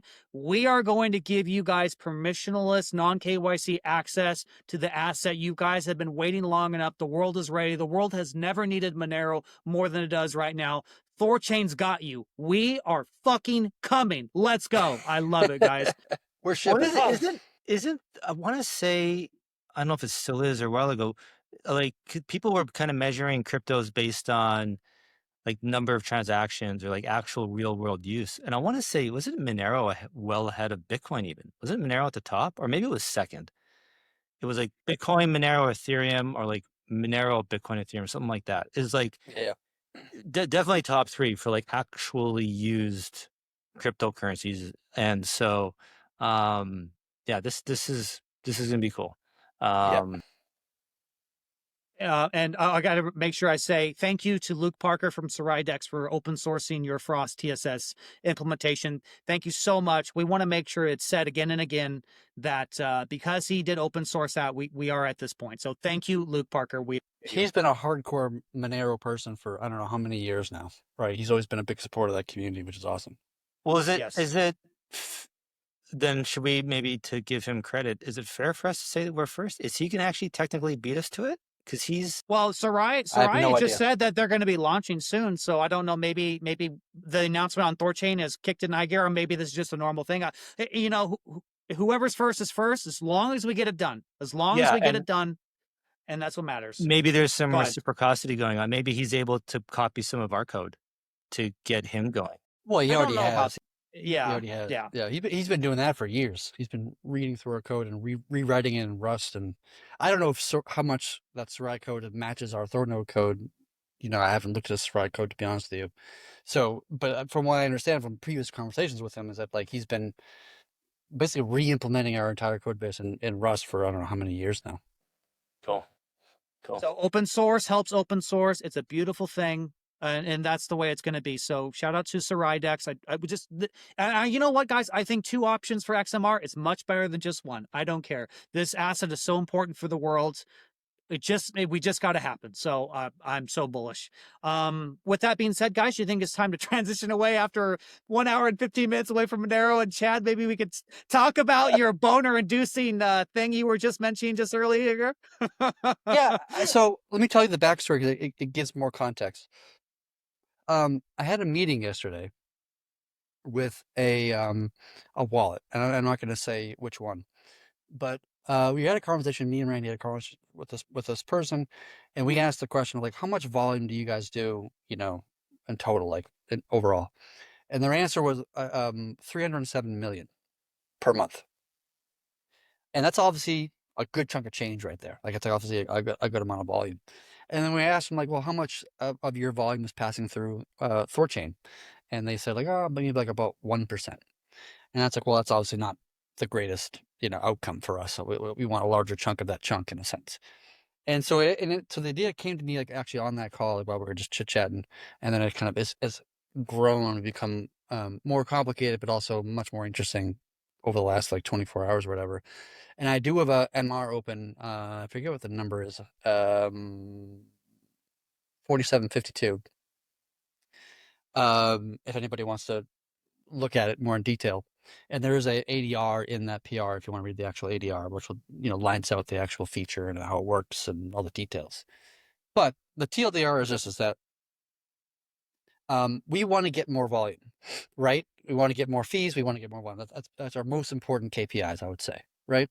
The problem is that we're not price competitive to get that 307 million that's currently there, right? And we can decrease our fees from 10 bips where it is now to, you know, just call it 5 bips and maybe get more of that volume. But by doing so, we also lose fees because something like swap.thorchain.org is always going to trade us pretty much no matter what the price really is, right? And so we would cut our, which in swap.thorchain.org is like what, like half of our swap fees come in through that, or half the volume comes in through that one. And so by lowering our fees to get more of that volume, we lower the fees we collect from swap.thorchain.org. Right. And that's a problem because now we have this kind of like you give and you take and this, you know, in both directions. And so we did this whole thing earlier in 2026 with Familiar Cow, where we tried 1 bip, we tried 5 bips, we tried 20 bips, we tried 10 bips, we tried 15 bips. We just kind of tried a bunch of different things. And then we kind of found like a happy middle ground between volume and fees and kind of an optimal space, which was we ended up being at 10 bips, which is what we are right now. So the concept that I'm kind of floating to the community as a change I want to make is I want to move to a dynamic fee model. And we've talked about dynamic fee models in the past, and there's a bunch of different ways that you can cut it. You could do it by like surge pricing, which is what Uber does, right? When there's a lot of volume passing through, we double our price, right? And we can get more fees that way. There's another way we can say that, oh, if the size of your trade is really large, we consider that like an OTC like deal sort of. We'll give you a little bit of a discount, right, to attract more volume that way. We've thought about like different ways. That's what we've even talked about on this podcast about like different ways of kind of cutting the pie or whatever the correct actual phrase is. That I didn't just make up. But so the way that I'm thinking about we should do this, I think this is really, really fascinating, is the protocol will watch and track how much volume and fees the protocol generates per Thor name per trading pair, right? So BTC ETH or ETH to BTC, both of those are the same thing, or BTC Rune or USDC to USDT or whatever it is, USDC to USDC on different chains. Doesn't matter what it is. We track individually on all those very micro nano kind of, you know, laser targeted scenarios to track how much volume we're getting from these Thor names on each pair and what fees we're getting. And then the protocol will just like change its fee model from 10 bips, let's say, for example, to 11 or to 9, and just kind of step up or step down and then watch what happens. Do we get more volume? Do we get more fees? Right? What happens as a result of that kind of change? Right? And sometimes like that will allow us to be different on different things. So for example, if it's just for stable coins, it's just us versus Chainflip. Well, Chainflip charges 10 bips, so we can charge close to 10 bips on stables to stables. But layer 0 might do it for 2 bips or 3 bips, but they're not there for this Thor name. They're there for that Thor name. So we don't need to worry about them on this Thor name because they're over there. So we don't need to do 2 bips over there. We need to do 2 bips over there, but over here we can keep it at 10 bips, even though it's the same trading pair, right? Because the market is different in that scenario versus the other scenario because it's different players, right? And so you want to be able to almost study the other players in this particular Thor name, right? Whatever that is, and the trading pairs that are happening, and then individually in a very microscopic almost way of like optimizing our fee model to generate the highest amount of revenue and the highest amount of volume. Do you see what I'm saying? You follow with me so far? So this would be enabled on a per Thor name basis. Like there'd be some operational mirror that we just kind of flip it on for one particular Thor name, and then we can try with one to start and watch the traffic. But if we do this for something like SwapKit, for example, we can set our fees to be very competitive with Near or Chainflip, and not lose the revenue we're getting from swap.thorchain.org. In fact, the protocol might decide that we want to increase fees on swap.thorchain.org. Theoretically, if we wanted to do that, we can set a higher and lower bounds, if we want to, but we can potentially increase fees on that particular interface because we don't have any competition there. So we can charge more and make more because that's what the free market would determine in this particular situation. But in this other free market, which is SwapKit, we have a different situation. In this other one, which is called Edge Wallet, for example, we have another situation, right? And the protocol will just naturally, using statistical analysis, you could call it AI if you want to. I wouldn't use that phrase. It's a little bit overutilized, but whatever. It's more accurately call it a statistical analysis to break it down on a narrow view of everything and then make A/B testing to see where's the most effective place to put the fees on every trading pair within every Thor name. And then win is, object is to win as much as possible, right? And to mathematically find the optimal place for all these different places. So instead of being a flat rate, we're like more like a sheet, like a wave that just kind of has high and low fees depending upon where it makes the most sense to have high fees and where it makes the most sense to have low fees. See what I mean? I think if we do this, we could just totally rug a lot of the other competition in the plays in the industry and just get a ton more volume and a ton more fees and become highly competitive in every market, not just a flat market that we set 10 bips for the entire industry. Does that make sense? Yeah, I like it. I mean, it's like if you had one tool and you had multiple tasks to accomplish that, you one tool, you can't, so yeah, Kenton, were you going to say something? Go ahead. No, go ahead. I like it. It's dynamic. And I'm glad you mentioned the AI part because initially I'm going to be honest, Chad, the first thing I thought was you're going to use Hugin to be an AI governor, a fee governor, right? He's going to sit on top and he's going to like look at things and he's going to decide, okay, we can squeeze them here. We need to let loose a little, you know what I mean? So that's a really interesting idea. I think it makes sense. I mean, it's not really AI. We're not using LLMs or any kind of artificial intelligence. We're just doing stats. It's all statistics. Yeah, statistical statistics. Yeah, traditional statistical analysis. Right? You're basically going to create the supply-demand curve, right? Yes, and on just an try individual and find market by the market intersection case. in the middle. What's that sweet spot? And and we can place like weights on how much do we value volume and how much do we value fees, right? Maybe we can do like we can choose like we value fees 3 times more better than we value volume, so that if we go from 10 bips to 9 bips, maybe we get a little bit more volume, but you don't get any more fees, but we still like that because we want more volume anyway, right? we're taking volume from someone else, so it could be worth it for us to we're spending that money by losing it by cannibalizing somebody else's volume. Yeah. Yeah, I can see What it. is okay? This I love this idea. Sorry to interrupt you, Kenton. I didn't mean to do that. How long is this something you've already pushed? I can't remember what you said, Chad, or I have something a needs to be worked MR. out. It's in draft status. I actually wrote it out last night because I was really excited about this. I was like, oh, this is awesome. I should just fucking build it. Fuck it. So I'll even put it up. I'll put the I'll link in the thing, and you can screen share, or I'll screen share it or whatever. But here, we can put the what's a chat thing. Put in the public chat so everybody has access to it. Um, yeah. So I started last night. It's in draft status. I haven't started like reviewing the code yet, and to be honest, I need to spend more time kind of mathematically gaming in the system. Like, how can I game it maliciously to get better outcomes for myself if I wanted to mess with it, and think more deeply about the complexities of how to do this is actually much more complex the more you think about it. Like, if you really wanted to, I'm not saying we're going to do this. No, this is probably going way overboard, but just to give a context of like how complicated this can get, like you can say that like trading on THORChain, THORChain is predominantly Western voters rather than Eastern voters, like Asian voters versus like American voters, and like the amount of volume we get is different during the daytime versus the nighttime relative to whatever part you are in the world. You could talk about how yesterday was tax day, and well, maybe tax day is a big day selling wise, and so that you can take market information and utilize that to tweak your fee model to be okay. It's tax day next year, so let's just go ahead and increase the fees by 2%, right? If you wanted to, right? This is getting into like hyper price optimization, hyper price discovery, mathematical kind of stuff. I don't think we should go that far. There's diminishing returns to it. Compute is complicated in blockchain world. Space is complicated in blockchain world. So we probably shouldn't go too, ape wild with this.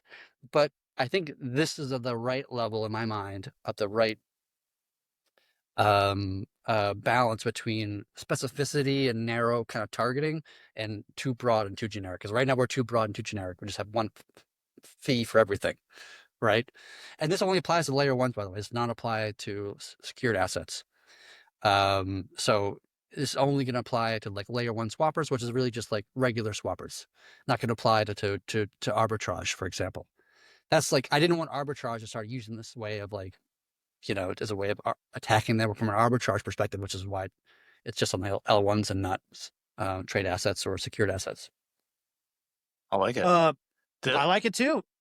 So this reminds me, Chad, I mentioned this in our group chat. What about doing some kind of like referral fee for like these wallets, for example? So instead of them having to add a fee on top of THORChain, we give them a piece of THORChain's fees. So like, let's say right now the minimum swap is 20 basis points. It's too easy to game. How do you mean? Well, I can affiliate myself and just pay. Oh, pay it less. would have to be permissioned. Yeah, it would have to be permissioned. Yeah, 100% have to be permissioned. Yeah. Exactly. That's what I kept coming to. There's no way to do it without it being permissioned. Yeah. I guess, yeah. So one, are you against doing something permissioned like that? If not, do you think if that's a valuable idea as well, like to try and Well, I would say that like get more wallets? The only reason that I can think of right now to do something like that is to produce a higher yield for the protocol, right? Like we wouldn't want to do it for any other reason that I can think of. Maybe you can think of something I'm not thinking of, but if it generates more yield, then maybe we'd be interested in it, right? But I would also argue that's what this is effectively doing, is it is cutting the price, which is what you're kind of saying in another way of saying it, in the hopes that it generates more volume or more fees or like whatever. And I think the protocol is basically doing what you're kind of wanting to do, to cut prices where it makes sense to cut prices so that we can generate more volume and more fees. It's doing that just in a completely autonomous and almost non-permission way. Yeah. Okay. It's still permission because we have to whitelist Thor names to get access to this functionality. And I kind of wanted to do that way for a handful of reasons. I don't want people to create a Thor name that they're just using for themselves and then exactly. push it down to 1 BIP and then start doing lots of trading or whatever. Like that would obviously not be good. So we want to do it through a permission system of like we select Thor names, and initially we're just going to select one and test it out on that particular Thor name and see how it behaves and validate the code works as we want it to work or whatever. Everything works as expected, and then we can roll it out to STO and SwapKit and Trust Wallet and Ledger and Edge Wallet and Thor Wallet and whatever, Asgard X, whatever. Yeah. Okay. Okay. I think Cool. this is the way we.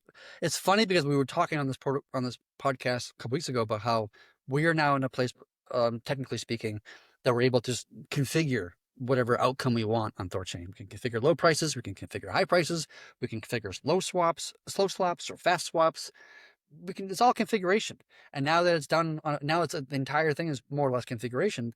Now we have this flexibility, come to think of it, of being able to target that configuration rather than protocol wide to have affects all things. We can be targeted and intelligent about how and where we apply these things to optimize things, right? Maybe we feel that that Trust Wallet is more of a security concern, and we want more of a delayed outbound for Trust Wallet than we do for something else. Well, right? You could do that. Bringing it back to Monero, maybe we can get away with 50 basis points on that pool, right? Sure, right. Right. Why have it at 20? People will be just as willing to do the exact same volume at 50. We can set the bounds of the system to be between 1 and 20 or 1 and 50 or 1 and 100. It doesn't really matter. It's just a configuration. But yes, like if we're the only ones doing Monero, we can charge 50 basis points if we want to, right? And if we do, it's probably still going to have a lot of volume because, as Denny said earlier, they're not very price sensitive for the most part, right? Especially when you consider, illicit funds coming through. They don't really give a shit if they lose 80%, 30% of what they stole. They don't give a crap, right? That's not usable unless they can get it out. So we can charge, to your point. We're not building this for illicit funds though. This is for legitimate use. This is I'm just talking about the wide spectrum of the types of people that can go with this, can use this protocol, and how it more or less applies the same. Like maybe we can charge 50 basis points, right? Well, I think Let's Exchange. Do they charge 1%, 100 basis points? I'll see if I can figure it out. I think Ledger does. I think Ledger does 100 basis points. Ledger does, yes. Yeah. Mm-hmm. Which to me is like so expensive. This highway, I want to say. I think they do like 150, 170 actually sometimes. That's so much. It's a lot. You're paying a lot for convenience in that scenario, right? Because you can just do a memoless trade, on swap.thorchain.org and pay a lot less, than 170 or whatever the hell the number is. The one thing with the XMR, let's say we could get away with 50 to 100 basis points and we start printing. I don't know how long we want to do it for because that'll just attract competition. And in my mind, the longer we can go without, how do I say this? Like the best way for us to prevent competition is just keep the prices low. It makes it harder for someone else to even get off the ground, and we just maintain our monopoly. So that's why like natural monopolies can exist and are okay, if they keep their prices low and quality high. It's just monopolies generally can exist through unnatural means, through like preventing competition, and then that's when they jack their price and reduce quality. But in a free market, to maintain a monopoly, you just got to keep your price low and the quality high. So if we were jacking our prices and we're doing it for like a year or two, someone's going to come in with an alternative, and then we're going to have to lower our prices anyway. Right. So if we just kind of stay ahead of it, not get too greedy, just try to prevent anybody else from building something. I'm just thinking out loud. I'm just rapping, guys. Yeah. No, I agree. Well, and Soda brings up a good point. I mean, there's still aggregators that use centralized means to swap Monero. We will be technically competing with them. It won't be obviously the same in terms of design, but we'll still compete on price. You know what I mean? So, yeah. Yeah. Then it becomes a question of like, how much is the non KYC important to you as a Right. trader? Are you willing to pay 50 bips versus 45 bips or 30 bips or whatever the hell it is on KuCoin? Sir, I think they will. That's kind of what I was touching on earlier. The Yeah, Monero community being more sophisticated, like they understand less exchange is not a right. DEX. They get it. But this is what's like. So one of the things I love about this idea is that like we don't know what the Monero community would accept as a fee. Maybe it's 50, maybe it's 10, Yeah. maybe it's something bigger. Yeah. But the protocol would naturally just test different things. You know what I mean? And then realize that, oh, I can charge more and maybe get less volume, but get more fees overall, right? Or vice versa, in whatever direction it wants to go. To like, oh, if I drop my prices, I actually get more volume and more fees, because people are like, are willing to leave KuCoin and start using THORChain because the pricing is closer together or something like this.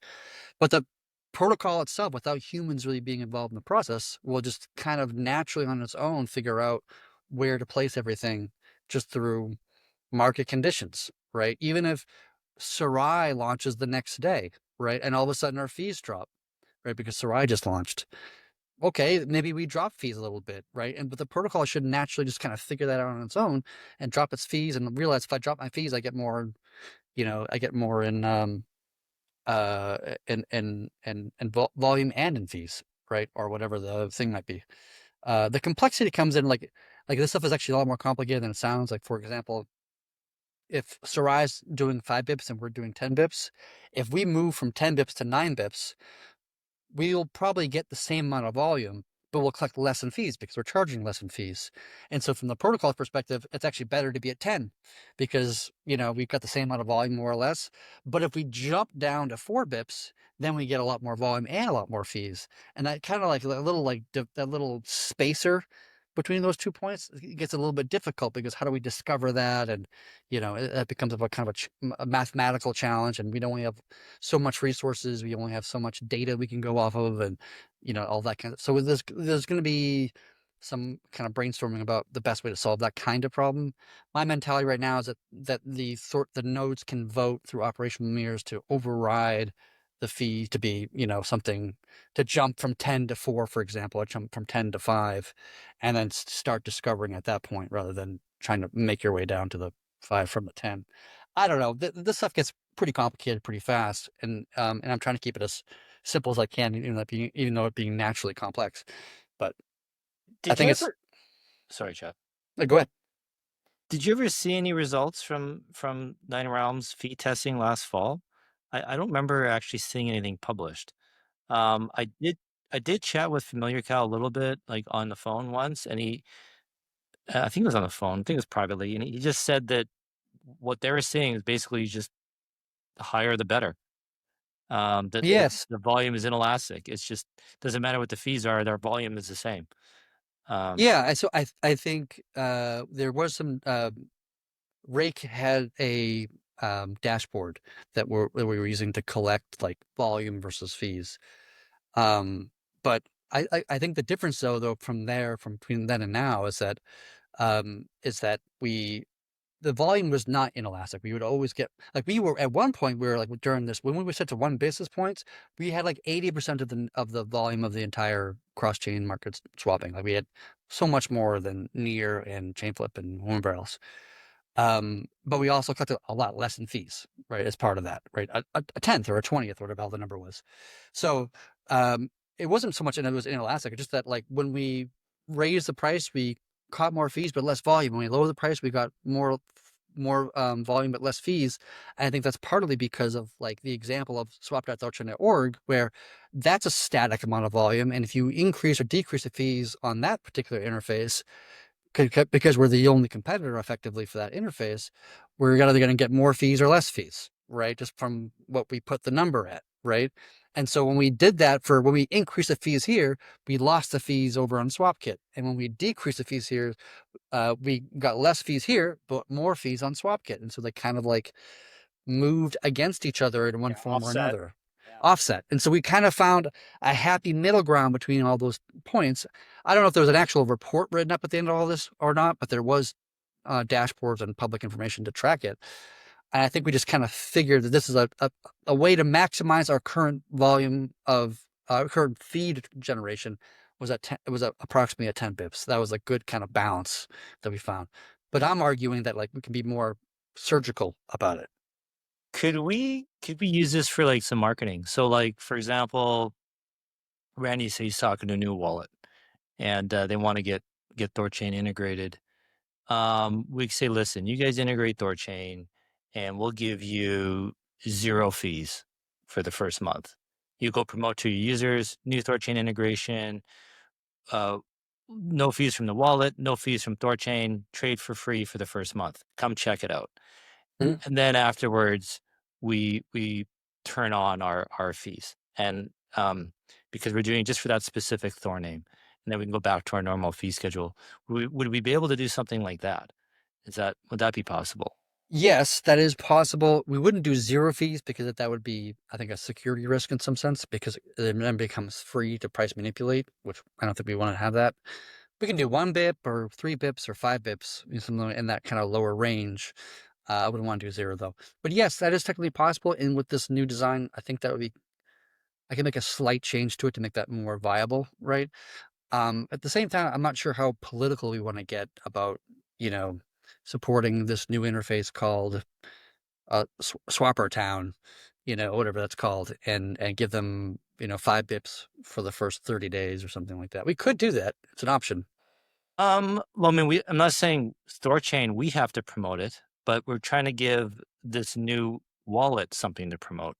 Yeah. And everybody wants something for free, right? Anytime you can kind of offer somebody something, like it's a carrot, right? Just to try to help sweeten the deal, right? As opposed to just um, everybody wants to feel like they're getting a deal. So that's what I'm thinking about. Just easier ways to sell THORChain. And Yeah, and there's nothing wrong with that. So in order to achieve that goal with the current plan as it currently is, you could do it just by being able to set the deadband on individual Thor names. The deadband is what tells the protocol that you have to see a fee movement of at least 1% to move from, 5 to 6 or 5 to 4. And so we don't constantly like, just scattering about. But you can increase that number to be like 100% or 10,000%, which is obviously we're never going to see that. And so that would lock it in at whatever BIP we started at. Let's just call it 3 bips to start. We set the deadband at 10,000% or something like this. And then it just gets stuck at there for 30 days until we change the deadband to like 1% or something small. And then it starts to do its discovery at that point and moving around. You could do it. It wouldn't be crazy. We have a question. I don't want to detract, but they did ask a little bit ago. I want to make sure it gets asked real quick. Chad, someone wants to know how's Intense looking? What's the status on that? Yes, Intense is it's I handed it off to another developer. He asked me to take it over. I said I got lots of things going on. You can take it. Hopefully it'll get merged as 318. Maybe not. I don't know. Maybe in 319. There you go. There you go. That's the answer right there. Okay, guys. We can go back to the dynamic yield. I want to make sure because they've been waiting a little bit. Yeah. I think this is a great idea. I mean, it makes Yeah. sense to me. I'm curious to see how it's going to work. I'm not how it's worked, but the behavior and the effect. I'm really excited to see if you start something and then maybe you tweak it a little bit, dial it in a little. I'm sure it's going to be a little bit of a touch and go experimental thing because we've never done anything like this before. So yeah, That's why we'll launch it with this one Thor name to start with, just so we're not touching the rest of the network, and then right. I think with this wallet that I met with yesterday, and having $307 million in a month and giving us 1%, that's a really good testing bed, right? Because we're not really getting much volume from them right now, but there's a lot of volume to be had from them. So this is like a really good kind of testing ground for this particular concept. And even if we just applied it, like theoretically, if we just applied it to this one wallet alone and nobody else, we would still get, hundreds of millions of dollars of trade volume theoretically, which is obviously nothing to scoff Yeah. at. And I'm sure there's a bunch more other than the one we just met with yesterday. So we'll start with them because they're a great candidate. And it's in bigger picture too, right? If we're doing say we're doing 200 million, and let's say we're doing we take all 300 million of volume on that wallet, but we're not making any money. Randy can take that and go to the next wallet and say, listen, wallet XYZ, they do 300 million volume a month. That's all us. All comes through THORChain, right? We can sell that. That's Yep. data. That's stuff we can go and use and promote. So it's not a total loss, right? It's a loss leader. And Yes. right, it's not a permanent long-term thing, but we can use that. We can still drive some value out of that. Yep. Yeah. Well, even just like the idea that we've gone from, whatever it is, 10 million a day or 20 million, whatever the numbers we're doing today per day in volume, from there to like 20 to 30, right? Like that's, and becoming the number one cross-chain DEX in terms of volume again, which I'm very much interested in getting back And there. now that I'm thinking about it, that's the L1 volume. We do benefit from the ARB volume because the ARB's still got to balance the pool, and we will make money from that. Yes, that fee coming in from that is untouched, right? And again, and even the fee we're collecting from STO, untouched, Yeah. right? It's Yeah. not, I won't say only, but it's largely additive rather than reductive. So this just sparked off a few things in my brain. No, that wouldn't work. So, shoot, no, I forgot. What sparked in my brain made me forget my original comment was that what if it wouldn't make sense to reduce the L1 fees to 0 and just rely on ARB fees, because then the ARBs would just start swapping L1s. Yeah, And it would still be free to price manipulate because you put in $100 and you get out $100. Yeah. I mean, you need capital to do it, to get to push the Bitcoin price to $100,000 or whatever, but it wouldn't cost you anything, and that's inherently problematic, I would say. I don't think we should ever put the fees at 0. I think one is very cheap price manipulation, but it's still possible, right? So there's pros and cons to it all, but I wouldn't want to go below 1. I remembered my question. So you're talking about reducing the fees so we attract more volume from other aggregators, DEXs, whatever. Is it really our fees that put us lower down the list, or is it our price quotes from the pool? Like, are we quoting the same price of all these other places as well? Yeah. No, it's both, really. So there's two parts to this problem. One is what we charge in fees, which right now is 10 bips per trade, and most trades are double swaps, so it's mostly 20 bips.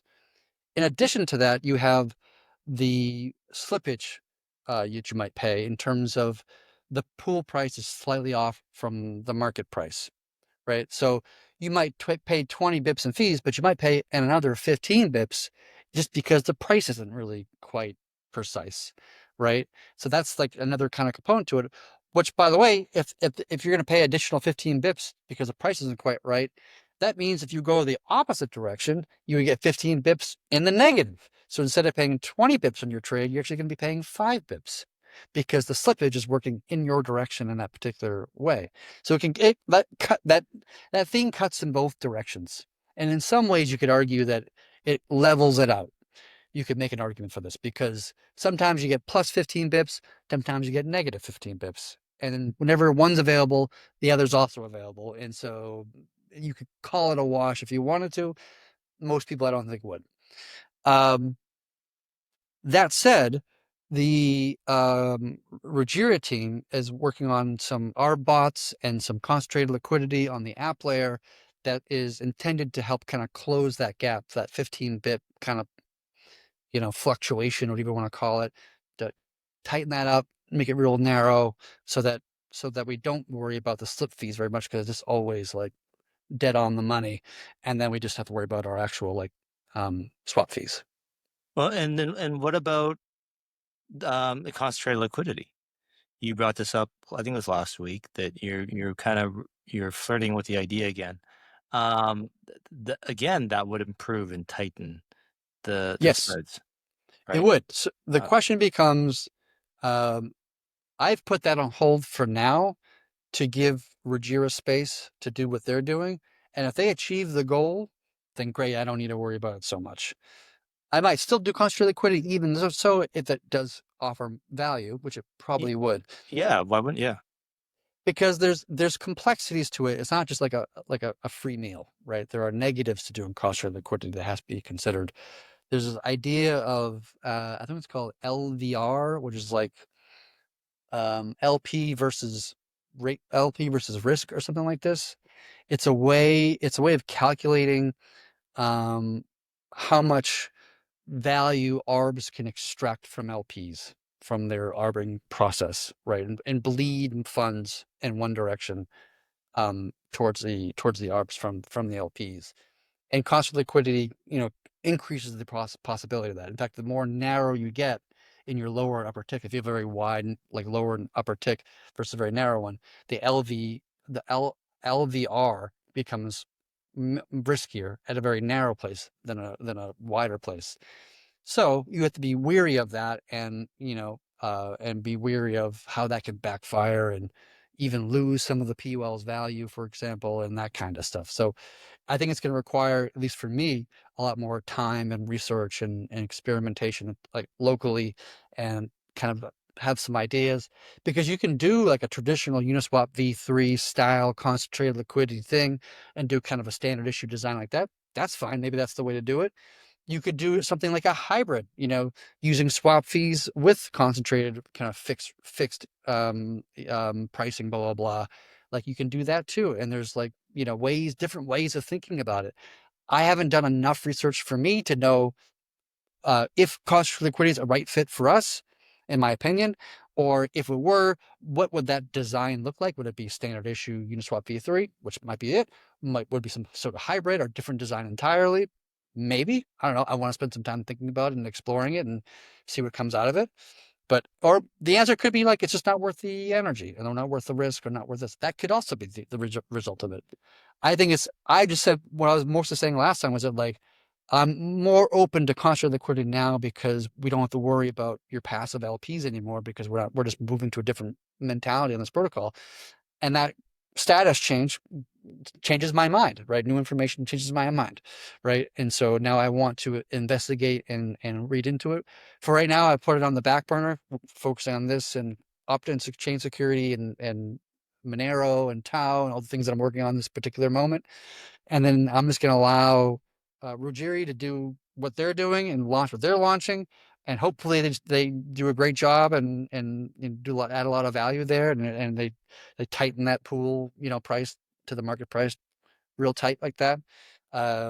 Which should be impossible, because like, if you think about it, like what you're really paying for when you pay LPs is you're paying them to insert the market price into the THORChain's protocol, into the pools itself. You're paying them for price information. But Ruji's already done that through the price oracle, where all the validators are looking at, I don't know how many it is, like 10, 18 different exchanges for Bitcoin's price and Ethereum's price and this price and that price and that price.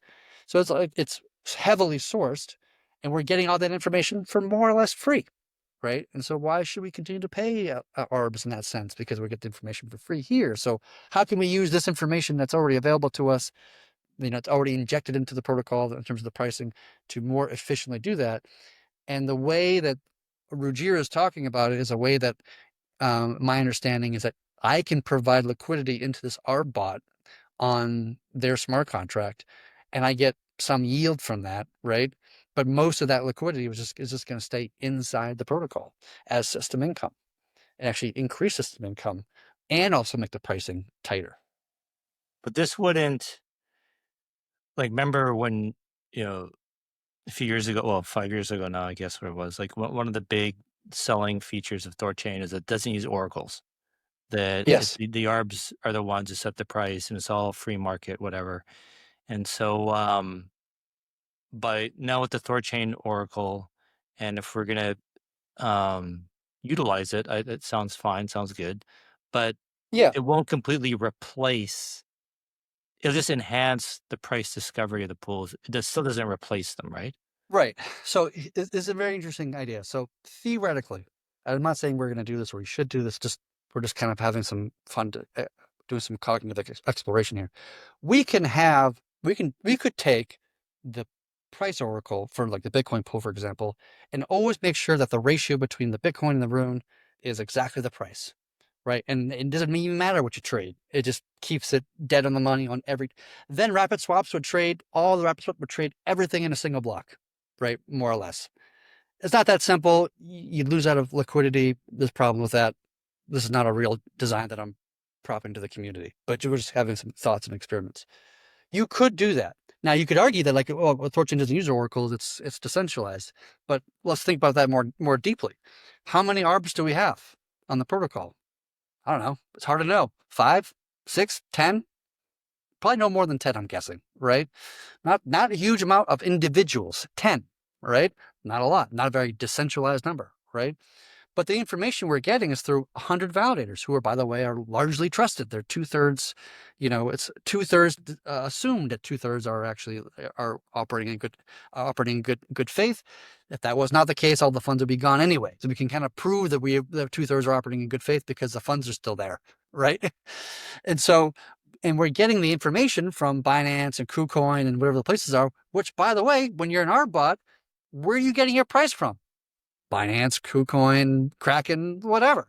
It's still the same information from the same resource, right? Which is some centralized exchange for the most part. I mean, you could be getting it from Near or Chainflip, and I think we are too. I'm not sure which ones off the top of my head, but like we'd be pulling on us from DEXs as well. But nonetheless, you have to get your market price from somewhere. And if we're getting from the same places the ARBs, is like, how is it any more or less decentralized than what it is right now? I would argue.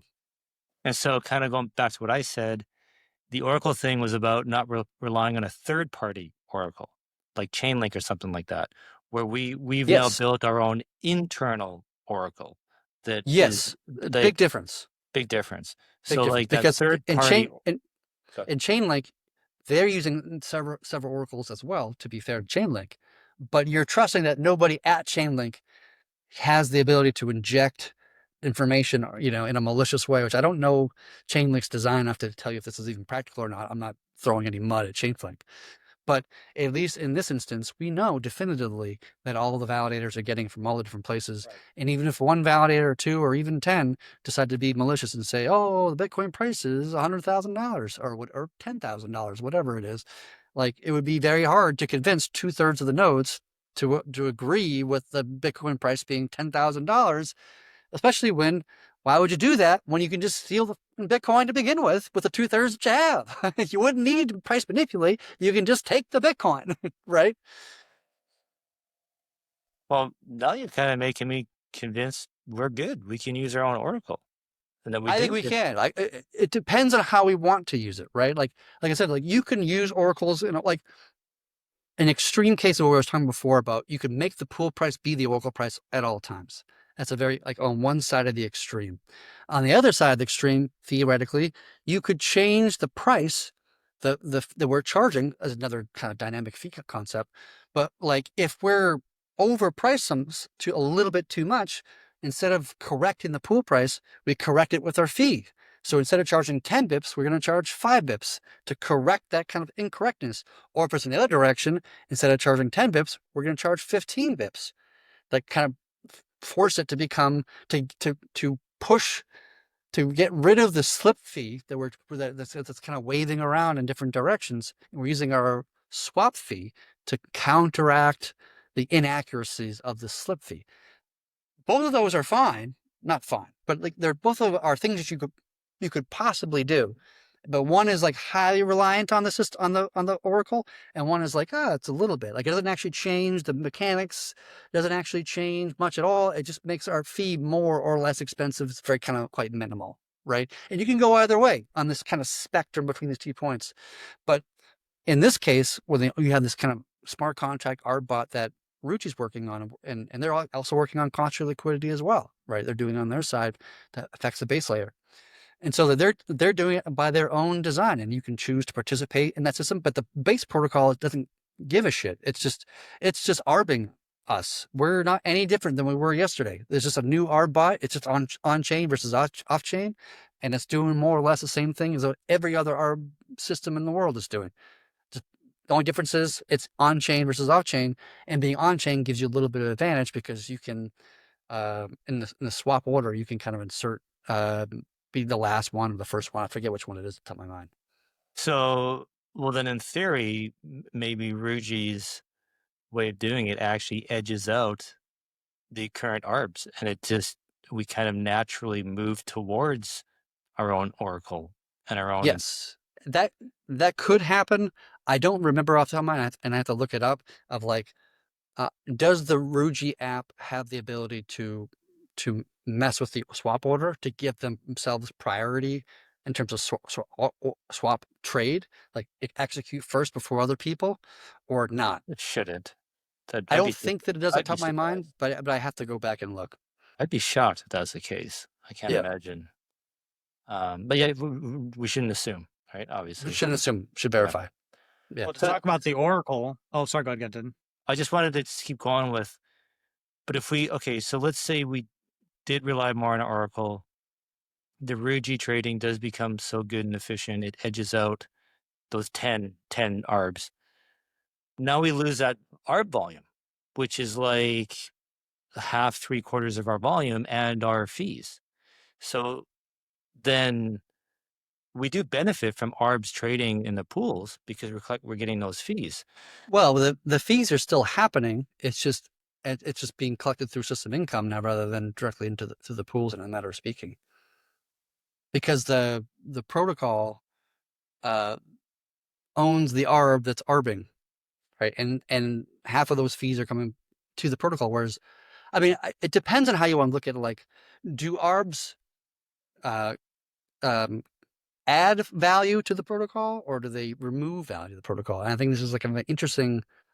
I'm not even quite certain to be.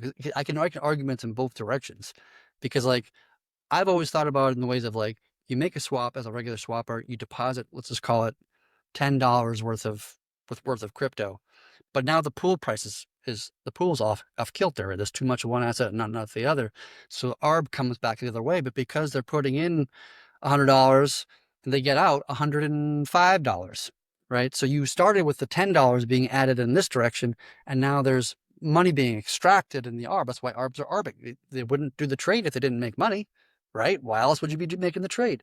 So they have to add. They take out $5. So we're left with $5 remaining in the pool after the ARBs the pool. That's the way that I've always thought about it, but I understand not everybody agrees with me on this mentality, and maybe I'm wrong. I'm not even saying that I'm like the end all be all of all things, but like that's the way that I think about it. Is that ARBs actually extract value? They don't add it. Because if they were contributing value, then they would increase fees or what have you. I don't think that's what they do, but maybe I'm wrong. My understanding is when it comes to arbitrage in the app layer, there's only so much you can do because it's relative to the secured asset depth, right? And so like it's like they can arb up to a point, but then we still need external arbitragers once they run out of steam. That's my understanding. I think that's true too. Of like once you have to have another thing to get back to get back to zero. So if you start at A, you swap to B through the THORChain network, you have to realize that income someplace else, because ARBs aren't going to sit there and just have some Bitcoin, some Ethereum, some XMR, some this, some that, and hold every token, because just the market swings will either kill or gain you whatever income you're making from the arbitrage. So and there's different arbitrage strategies, to be fair, like, but one of them is I'm just going to sit in stables, and then when I see an opportunity, I'm going to go ahead and execute, right? And I'm going to sit in stables. I'm going to execute, do the trade through THORChain. Now I'm going to go through a SEX to come back to the stable that I started with. And now I'm like starting and ending like in a loop. I've started to end in the same place each time. That's one way of doing ARB. It's not the only way. Another way is doing, you're buying something and you're also shorting the asset at the same time. So you're not price exposed to the Bitcoin, because you're buying some Bitcoin and you're shorting it, right? And so if the Bitcoin goes price up or down, you don't make money or lose money. And that's another way of like being able to, hold assets without being exposed to their price, so that you can arb things more efficiently. But it requires twice the amount of capital to achieve that. You have to buy a Bitcoin and short a Bitcoin, right? Equal to each other. And so that's another way of doing the same thing. Like there's different ARB strategies out there, and different people do it whatever ways they want to do it for themselves. But like I've always had the mentality that arbs don't really contribute value; they more take away. But it's the swappers that contribute value. Maybe it's different for. I think it's different for when the pool price needs to be arbed because a swapper came through it, or the pool price needs to be arbed because the price has changed, right? And that situation, that's when you get into where you have impermanent loss and you have arbs extracting value, but they net add value because they take only some of the swap fees that the swap actually did. So that's where you get into the impermanent loss stuff. It's just the price moves naturally. Not if the price never moved, then you would never have impermanent loss. People would swap, arbs would arb, and you would just make money the entire time and you would never have any losses. But as soon as you have impermanent loss, arbs are extracting value from that situation for it to be profitable and profitable for them to bring it back to an equilibrium of those two assets. That's the way that I've always thought about it, and I apologize if I get that wrong. That makes sense to me. And to kick it back to the Oracle behavior here, like we go back in history, I think it was November, there was that huge liquidation event that happened. I don't know, I think it was on Binance, if I'm not mistaken. Sorry if I'm wrong about that, Binance, where people were unfairly liquidated because their internal Oracle failed. But our Oracle performed fabulously, no problem whatsoever. And if they had been using our Oracle, that wouldn't have happened. And so I think it just demonstrates that we're really onto something here. Yep. And so, yeah, I think it's going to be good. More kind of comment on this whole ARB conversation that get people thinking more deeply about it. How much an ARB can extract from a swap being traded is relative to the fees that they pay in that process, right? So if we charge 10 bips versus 20 bips versus 100 bips, right, we would retain more of those swap volume, right, inside the network. Because like, if you contributed $10 in swap fees and then we have 30 bips instead of 10 bips, and so instead of paying $5 and you're extracting $5, you're going to extract maybe $2 or whatever the number might actually be, whatever. I actually do the math here. So like you would extract less money to do the same thing. But the problem with that is if you do it 30 bips, the pool price and the market price can only be within 30 bips of each other. They can't be exact.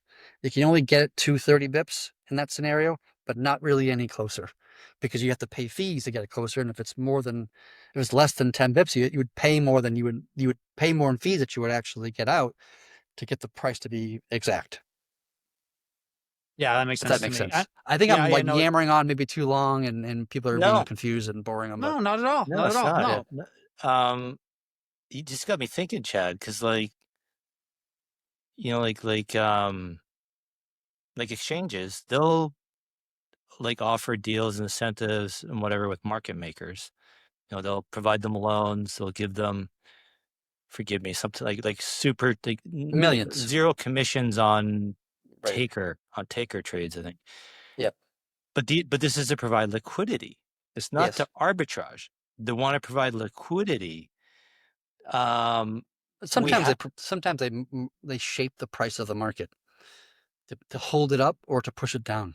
That happens too. But they do that for their own benefit.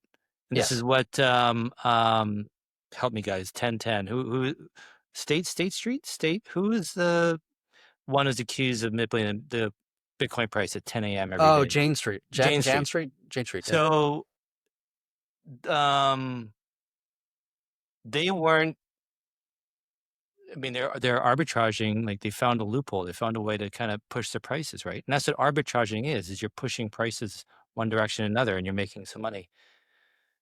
So you just got me thinking, wondering like, okay, THORChain, we're moving to POL, protocol and liquidity.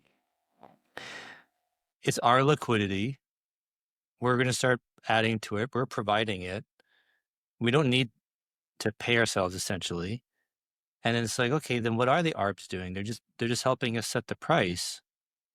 But if they're making millions of dollars doing it, that maybe means we're just millions of dollars inefficient. Yes. And a matter of speaking. And that's millions of dollars of efficiency that we should be able to fix. According to Pragmatic Monkey, in his opinion, ARBs make about $3 million per month on this protocol. I sincerely doubt that's correct. I would think it's more like 300,000, maybe 600 if you're lucky. But that's the amount of value that, in my opinion, they're extracting from the protocol that could stay in it and be system income. And that's the reason why what they're doing on Ruggieri could be Ruggiera. helpful because Ruggiera, sorry, is that they could be keeping value in the protocol rather than escaping through arbitrage. I was considering the idea myself for a time being recently of like just having a big sloth of money, owned by the protocol that takes the Oracle price and arbs the pool itself. Just the protocol arbs itself. And then it keeps whatever it earns, and then it keeps whatever it earns as system income and gives it to the nodes, right? As protocol owned liquidity also does protocol owned arbitrage in effect. Maybe we'll do that. I don't know. I'm going to give give them their shot to do what they're doing, and let's see how effective it is of achieving the goal that I want it to achieve. If it's very effective, then great, and we can just we can kind of move on. If it doesn't really work very well, then it's an open bar, and I'm going to start thinking about more ways. Because I guess like we were saying before about like we can configure all the things on THORChain about speed and about price execution, but we require arbs to arb in order for that thing to actually work, right? I've been saying this from the beginning. And I'm not entirely happy, to be honest with you, with our arbs, because they're not really arbing rapid swaps the way that I want them to be. It's just not, they're not doing enough of it. And I'm a little bit perturbed about it. And I'm part of me is just like, all right, well, if you're not going to fucking do it, guess who's going to do it? I'm going to fucking do it, right? And I'm going to build it right in the goddamn protocol. And you're going to lose all the money that you're making. You're going to have to get the fuck out because you're not doing the job that you're supposed to be doing, in a manner of speaking, right? And like, I have a little bit of like, the fact that somebody's making $300,000 collectively, or 600,000, whatever the hell the number actually is, providing what really? You're like, you have, capital that's not at risk, that's not locked up, that's not price exposed. You have so little risk relative to everybody else in this protocol, relative to the LPs, relative to the nodes, and yet you take out huge amounts of money every month. Something kind of feels a little bit off from my perspective, right? And so there's part of me that just says, like, if you're not going to arb the network to the T that I want to be arb the network, then I'm going to consider the idea either through Ruji or through myself to affect that change that will generate more income for the protocol to the LPs and the nodes and whatnot.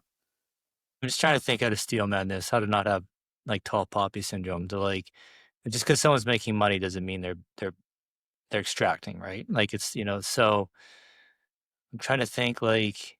Yeah, you can make the counter argument is that the arbs are not making money from the protocol; they're making money from the market, because we're selling Bitcoin cheap, somebody else is selling it more expensive, and they're making money from the difference of those two places. And that's like another argument you can make. And to be honest, it's not entirely clear to me how that really works. I'm not sure. Maybe we can get a mathematician or a traditional finance person who understands this stuff more deeply than I do to explain it to us. But the way that I look at it personally is that like you have to extract value out of the protocol in order to make money out of the protocol. Yeah, you might cash it in on KuCoin, but you've already made the money at the point that you actually went through our exchange. That's the way that I think about it. Maybe I'm wrong. If somebody wants to argue with me, I'll be happy to listen. I've talked to an arbitrager before, and they said like the act of arbitraging, they said it's extremely complicated, because someone asked like, hey, I'd like to get into it. Like, is there a guide? And the arbitrager, I think it was TCB, I don't remember, but he's just like, it is an art. It is an art, and it is something that's very, very complicated, and there's really no way to do it without, you just got to play, and it's just your own imagination, your own strategies. And so, he's right. He's right. I built an RBot years ago for THORChain, many years ago, like 2021, I think it was. And we ran it for not that long, to be honest. And it wasn't very good at it, if I'll be honest with you. I never said arbing is easy. It is hard. And there's lots of different strategies that I already kind of lined out a couple of those. But if we can maintain that inside the protocol rather than leaking it, I think that's positive for the protocol. I think so too. And I to your point about them not using rapid swaps, they could be staying in their comfort zone, you know what I mean, a little bit. And, if we can incentivize them to use something which just results in faster execution on Thor, not necessarily maybe by price, but faster execution, that's important, right? So, yeah. Well, I'm just thinking out loud here. I mentioned earlier the majority, half to 3/4 of volume is ARB volume. maybe, if I'm worried about us using our own Oracle, using Rajira, being tighter on our spreads, our volume drops and we lose that revenue, but then maybe we attract more L1 volume to replace it. because we don't have slippage. And we're now pricing more anymore. competitive in all these other markets. And maybe this is actually, maybe the fact that we have more ARB volume than L1 volume, maybe this is a symptom of THORChain being inefficient, that something needs to be fixed. That we should have more L1 volume and much smaller arbitrage volume. And then we know we're running a more efficient ship and much more scalable, easier to grow, get quotes. I think one would foster the other. The irony here is that if you didn't have a slippage problem where the pool price and the market price were always like tight, and that it wasn't like a 10 bip or 15 bip kind of waiver between these 2 points, well, then you would have, you might have more volume trading through your protocol because you have better pricing, right? And if that's the case, then you need more ARBs to ARB those. If you have more L1 volume, then you need more ARB volume to fix the L1 volume, right? I don't think it would necessarily mean you get less ARB. It would just mean that the more volume we get passing through this protocol, the more ARB volume we get inherently as well, right? You can't have one without the other, really. Unless you have two, layer one tritons that happen to be going through the same time, which could happen, and it probably does happen more often than we think. And you need ARBs to do the difference. Like we have like 10 going this way and 30 going this way. So we need a difference, which is 20 in this case, and the ARBs are doing the 20 and not the 30, right? You can make that kind of thought or argument. Well, I just like the idea of you getting involved and trying it out. And that will give you knowledge and experience, right? To maybe, I don't know. I like when, people get their hands dirty and just try it for themselves and just kind of see, maybe you'll see where the, I don't know if inefficiency is the right word, but see what's going on. You know what I mean? So yeah, I'm curious to poke at it. I don't know if I have a great solution necessarily, because like usually when you ARB, you're ARBing between two places, a DEX and a SEX in our case. yes. But THORChain can't really ARB with a SEX like that. Obviously, it doesn't work very well. So what can it do? Well, you can give it a bunch of rune, and it can correct the price in one direction, and maybe it can correct another direction because you start with rune, you get the secured BTC, but then the price of Bitcoin's moving a lot more than the price of rune in one direction or the other. And so you kind of bleed everything over to BTC, for example, or vice versa, we'll bleed everything back to rune, and then you can't ARB anymore because you can't rebalance. Maybe you rebalance through a DEX at that point, or within the THORChain itself. Just let's do a regular trade back to the other side to rebalance your balance between these like rune and secured BTC. Or THORChain could actually just trade with a DEX and just send it over to Chainflip or send it over to Near. Say, hey, I want some BTC, and then it comes back as secured BTC. It'd be interesting if these ARBs, if they run nodes and they are making a killing $3 million a month, if they'll try and block this update and won't let it go through. ARBs, generally speaking, ARBs don't run nodes, and if they did, they probably won't run enough nodes to be able to do it to achieve the goal. They could delay the update, but what happens when 2/3 of the nodes all adopt whatever the version is, 3.18 or whatever, it's now locked in and it's going to happen. And anybody who's not churned to 3.18 is going to be the next on the chopping block for being churned out. And once you're churned out, you can't come back into your 3.18. So it wouldn't be everybody that 1/3 a single churn. It would be like one at a time every churn. So it would take us some time to force the 3.18 issue. But if you get to 2/3 adoption of 3.18 or whatever the version is, it's going to happen. It might take time, but it's going to force it. Yeah. How does that work again, Chad? So if in the current, say there's 100 nodes currently active, we're going from 317 to 318. We hit 2/3 majority on 318. Those nodes that are still on 317, only one per churn will get kicked out. So it'll be the oldest node, the lowest bond, highest flash, and one old version. So it'll be actually, 4. So that's actually how it used to work. I just forgot that we changed it until just now. We now change it where we're doing a more standard Cosmos methodology where we pick a block height and we move. That's the block height of 318, whatever it is. And if you don't update at that point, you're now in consensus failure and you're fucked until you fix your shit and, all that kind of stuff. Slashes will go through the roof. Yeah, you get slashed for everything at that point. Or Wow. you'd have to rebuild your node and back into 3.18 and then start observing again and all that kind of stuff. But yeah, if you get to, and we vote for, like, you ever notice we do our votes for version releases? That's where we're kind of messaging to the communities that, like, we've hit a 2/3 consensus that we all agree that 3.18 is going to be adopted. Because remember, node vote is not the only way that nodes do governance. Refusing to update is another way that nodes can refuse any code change, right? We don't really like worry about that much because any code change that's being made is not very contentious. Anytime we're making a contentious decision about adding something or changing something, like dynamic fee model, for example, I was talking about earlier, I wouldn't just throw that into the code base. Well, maybe I might throw it into the code base, but it would be turned off by default until the nodes kind of flip it on or something like this. But like, we would go to a node vote in that scenario. But technically speaking, if there's some code change, like maybe an example of that would be, we recently changed the address that receives the dev funds from a 9realms address to a new address that's managed by myself and two other people. And maybe the nodes, we didn't do a vote on that because I just didn't think it was very contentious. But if people could say, well, I don't agree with this and I'm not upgrading to 3.17. We're doing a vote Yeah. on that, on the address change. But did we? I didn't think we did. Yeah, 80 or 25. That's something else. I'm pretty sure that's the. Oh yes, you're right. Yes, I'm sorry, you're right. I'm now remembering. Correct. Yeah, Yes. and I actually don't think it's passed. I don't think it's passed. Yeah, yes. And maybe we should bring that up. Non-operators, loan providers, yeah. To revote for that or finish the vote.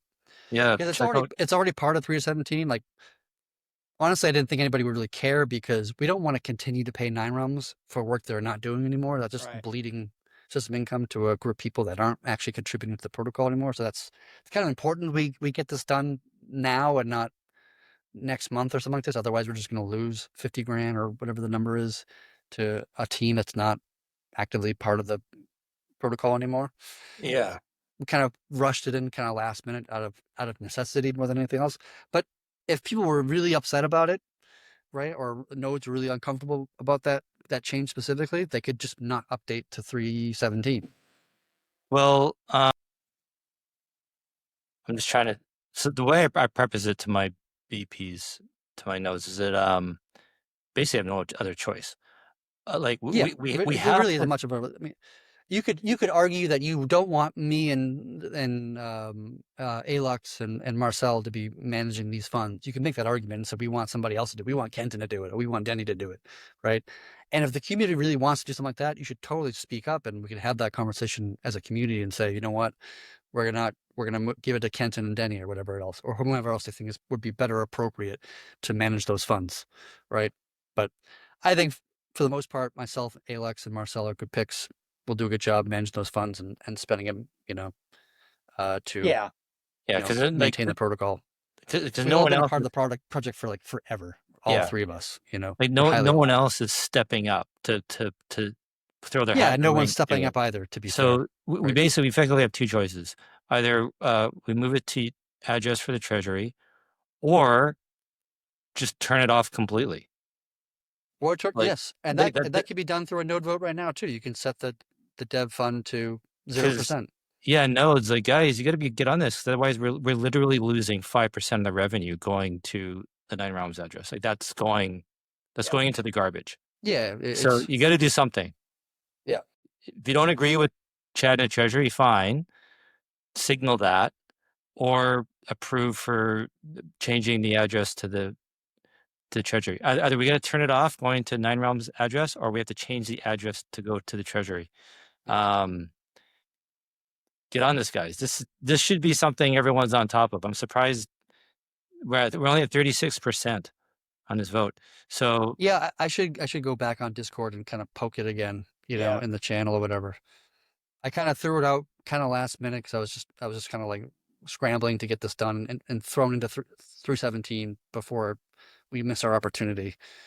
But Because I think I didn't think anybody would really care that much about it, and if people really do care about, let's have a conversation. Be happy to move it to some other location or whatever. I'm not like this is not ironclad. We can change the next churn the next version release. And if like the majority of the nodes, it doesn't have to be majority. Even if more than 2/3, if more than 1/3 of the nodes have a problem with it, say something, guys, because we got to stop. We got to at minimum turn it off going to the 90 rounds wallet. 90 rounds wrapping up this month. They're done. Yeah. Like that's I think they're done like in a week, less than a week. yeah. So I think Monday actually. Come to think of it. Anybody listening, if you know any node operators or any other BPs, tell them, ping them, please, that this something needs to be done. Yeah. Absolutely. Oh, clip this, and we'll push it around. Let me get some eyes on this. So I'm glad we had this conversation. Thank you for bringing this up.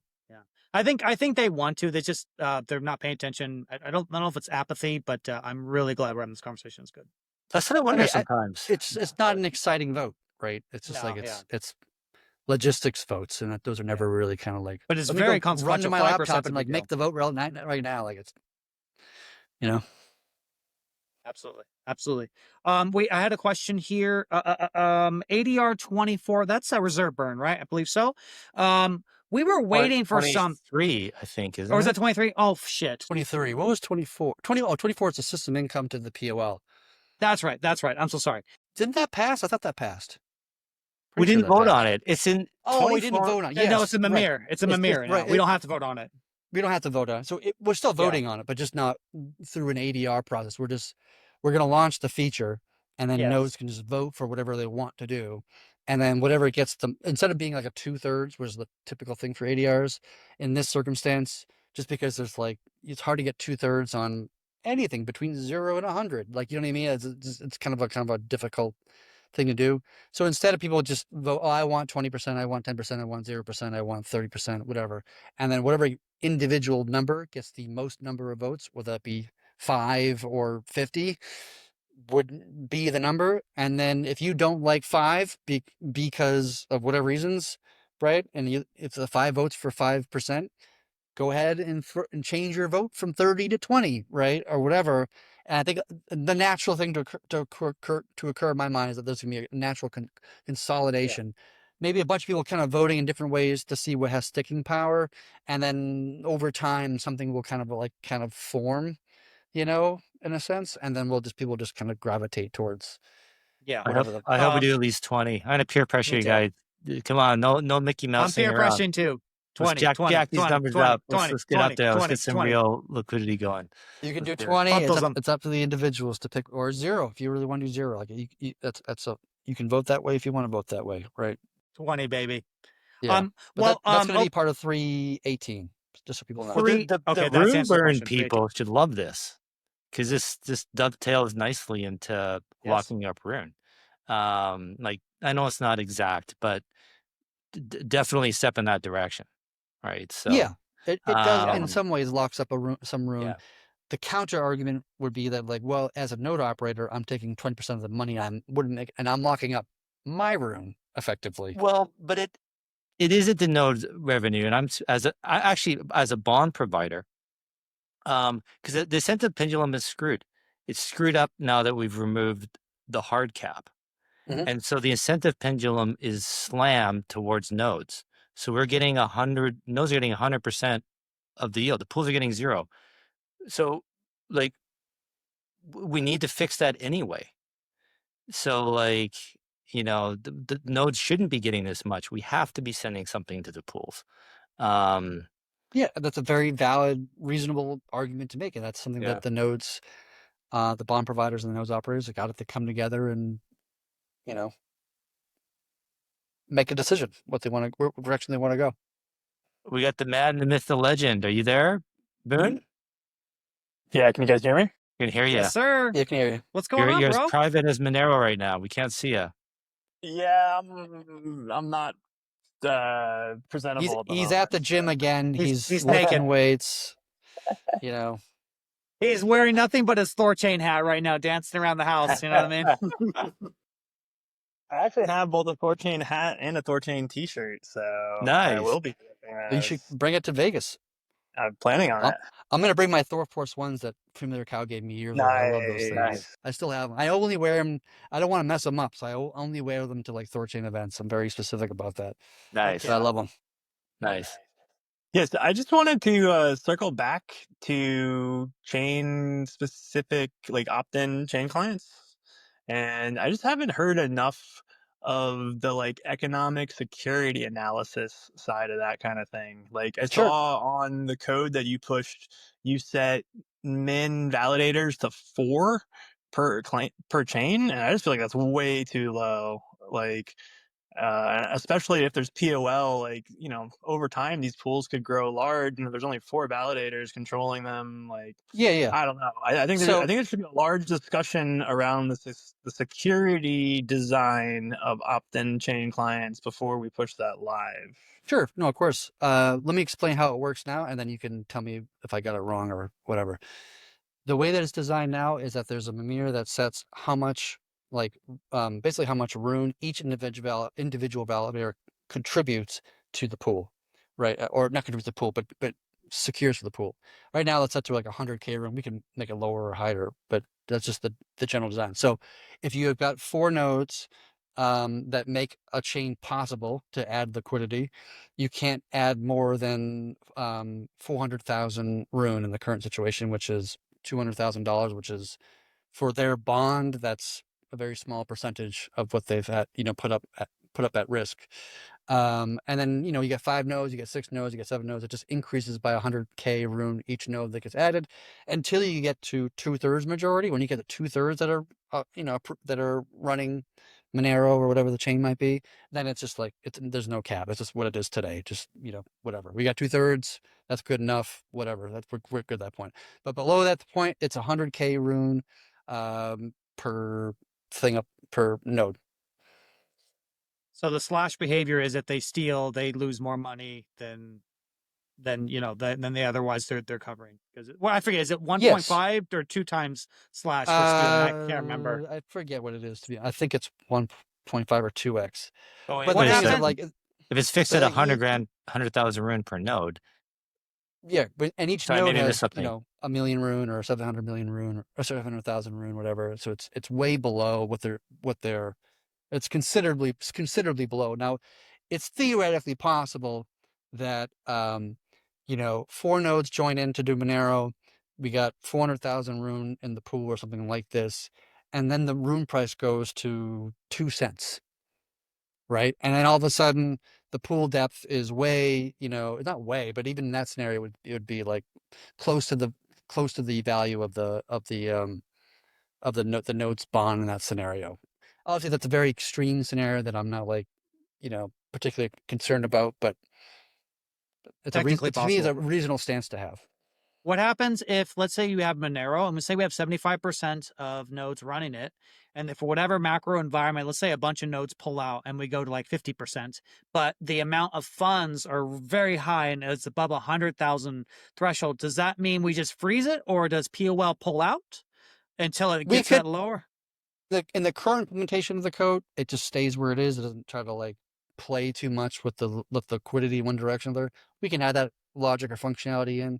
I'm not terribly concerned about it personally. Like I've very much loosened on my mentality about security, in some economic security in a large sense, that these nodes are, especially Monero people are if you're going to run the Monero chain client, your vast majority of you people are Monero fans who are here to contribute to the protocol, and the idea that you're here just to steal the Monero or whatever just seems possible. I'm not saying it's not possible. I'm just saying it's very unlikely, I'd say.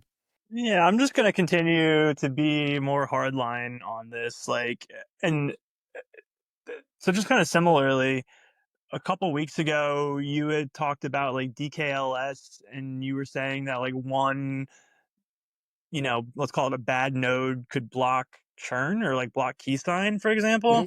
And so like it would be rather trivial for a bad actor to spin up one validator node and get into the active validator set and then just freeze key signing, right? And Yeah, but it would be not beneficial to you because you just lock up right, but all your. if they're willing to burn their bond to freeze THORChain, then that can be an attack vector. Yeah. So if somebody is not economically inclined, then yes. Right. And if you're like Vladimir Putin, maybe. Well, I mean, like 300K rune is like not even $150,000. Like it's a meaningless spend for someone if they wanted to take down the network. Sure. I mean, on paper, on theory, I agree with what you're saying. In practicality, I don't. What would you rather see us to do? Like, what would you rather see the design be? Well, what are we talking about? DKLS or what? Like, No, what about opt-in chain security. I don't have a particular. I'm in the information gathering stage, but I haven't heard this discussion happening, which is why I wanted to raise it up and just like What can I raise don't it? know if Happy to have a conversation. have we thought through all the red teaming scenarios, like exactly like Denny just brought up of like, okay, we crossed your 2/3 validator boundary and the pool gets really large, and then we drop below 2. So maybe the number's not 100,000 per node. Maybe it's 90,000. Maybe it's 10,000. Maybe it's 50,000. Is like at some number you're going to be okay with it, correct? If it's 100 room, you would be okay with it, right? I mean, again, this is not a considered like well-researched, thought-out opinion, but I would just rather set the minimum validators per chain client way higher. You know, if it was like 40 was the minimum, then I feel a lot better. Like that's how many validators there were when THORChain started, right? And like, no, there's 4 to start. I think that personally for me would be a starting place rather than set it at 4. 40 seems a lot safer. Yeah, you could, and that's we can configure in that way. That's like I said, it's just a configuration. But if you do that, then you have to get 40 validators to come together to appreciate Monero, which maybe that's true, and maybe that's not true. To me, it's more. It's or we can just force every validator to do every chain. I mean, that's what you could saying. do that, but then you can't scale up to many chains, can you? Because if you have that, how many chains can we add before every validator is validating 100 different chains? That becomes so technically complex. It becomes so expensive that I'm not sure how practical it becomes. I mean, yeah, like, and so you're then maybe screwing with the free market if you force everything at 40, because you can't get below that point. Because if you do, the whole thing would more or less Ragnarok at that point, because you're saying it's insecure, which means that like either the Monero produces a lot of revenue, or insert chain name here. It could be Polygon, it could be whatever the hell it is. Either generates enough revenue to support 40 validators, or we don't support the chain.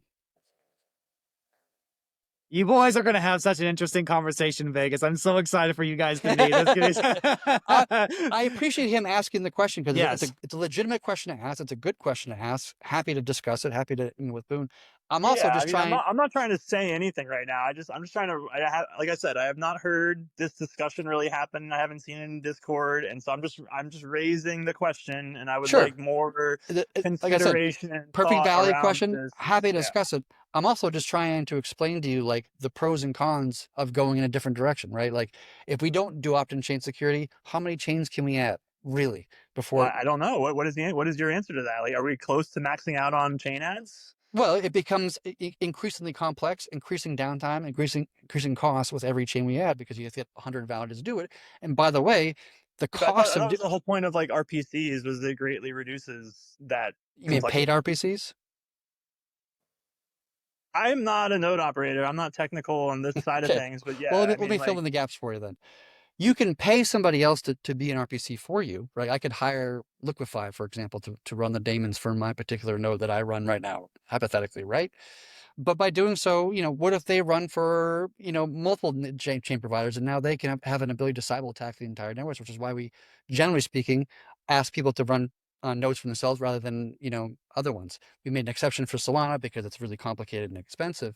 But when you force every validator to validate every chain, that chain has to be very, very economically viable to maintain a position, because we have to make enough money to pay 100 people to run 100 daemons of whatever daemon it is. So you just made it 100 times more expensive, or rather like 5 times more expensive or whatever, than having 4 nodes do it or 5 nodes do it, to be practical to support chains with like, lesser income or lesser kind of revenue.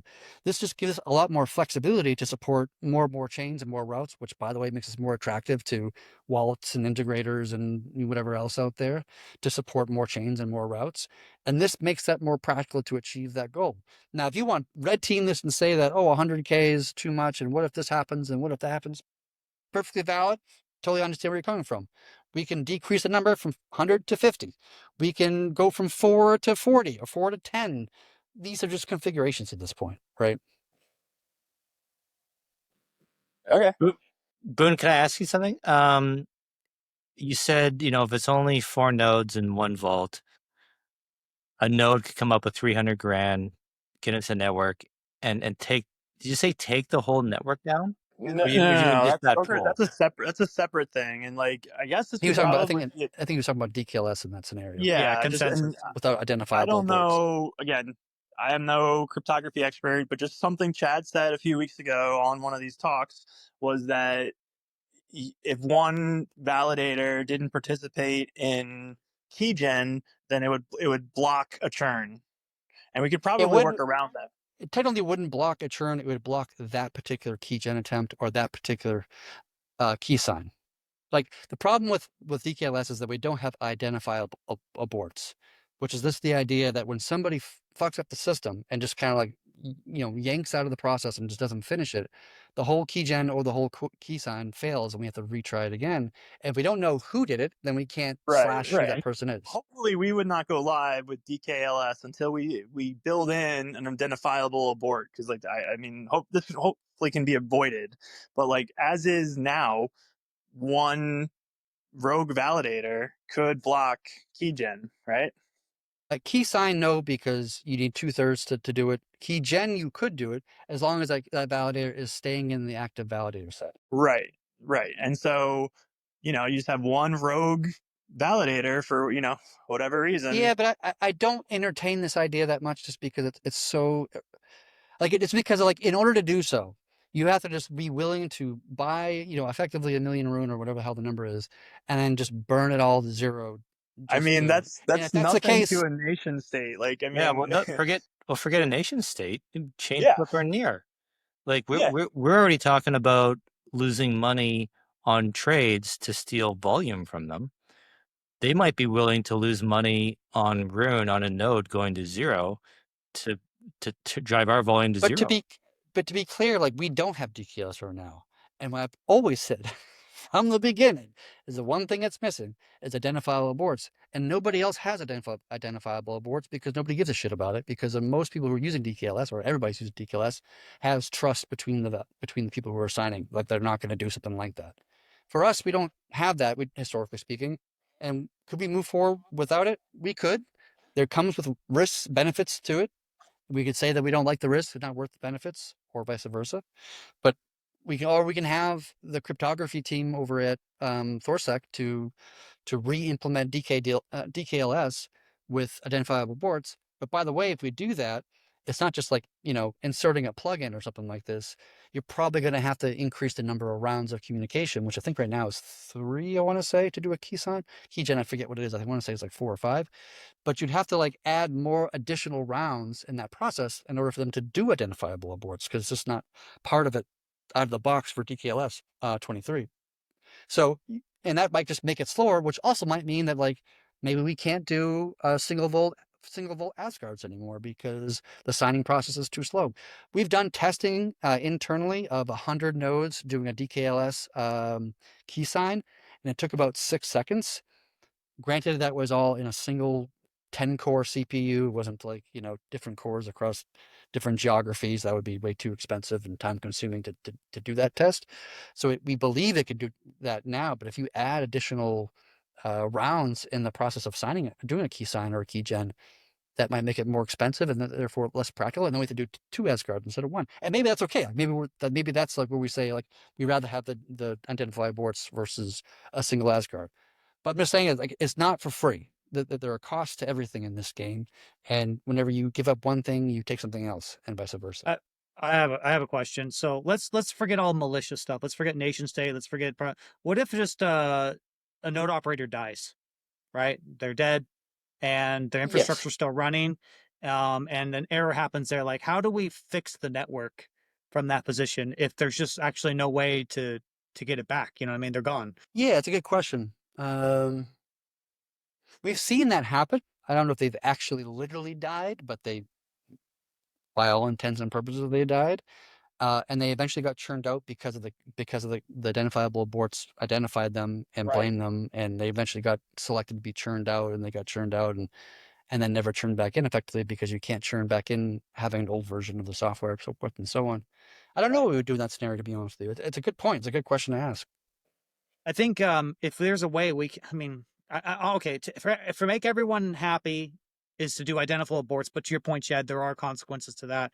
But yeah, I would just hate for something like that to happen, to stop the network, because I mean, you can go the hostile nation state, that does make sense. If we're one of the only routes of non KYC permissionless access to XMR, I mean, I could foresee someone attacking us to stop us from getting privacy to the world at the same point. I don't even think this nation states have to worry about. We have to worry about the Binances of the world. Like, Anything, yeah, a lot of things. If we're a real threat to stealing volume from other exchanges, they will be creative and try to do what they can to stop us. And if it's a matter of sacrificing 1 million rune in one of our nodes, I think I would do it. I think it'd be easy to do. Like, I think it'd be a no-brainer. As I think about more deeply, I think you could, on the scenario where somebody dies, you could do something about that scenario. And the way you get around that one is that you would release a new version of Thor node. It can just be like some patch, doesn't even matter, with no code changes really. And then that one person will not upgrade their version from version 1 to version 2, whatever it is. So now you've identified who the person is, and then you can just do the ban command, which is a rarely used. It's in there for emergency purposes only. I don't think we've ever actually used it. I don't think we've ever used it. I actually, that's what I can recall. Yeah, I thought maybe we should practice, like a node operator sacrifice himself. Let's all ban Denny right now. Yeah, he's got to rebuild his node after he gets banned. And then we just sling him some rune as a thank you. You know what I mean? Kenton, you want to get banned? We'll sling you a little rune maybe or something, just to test, just to see if it works. But we don't.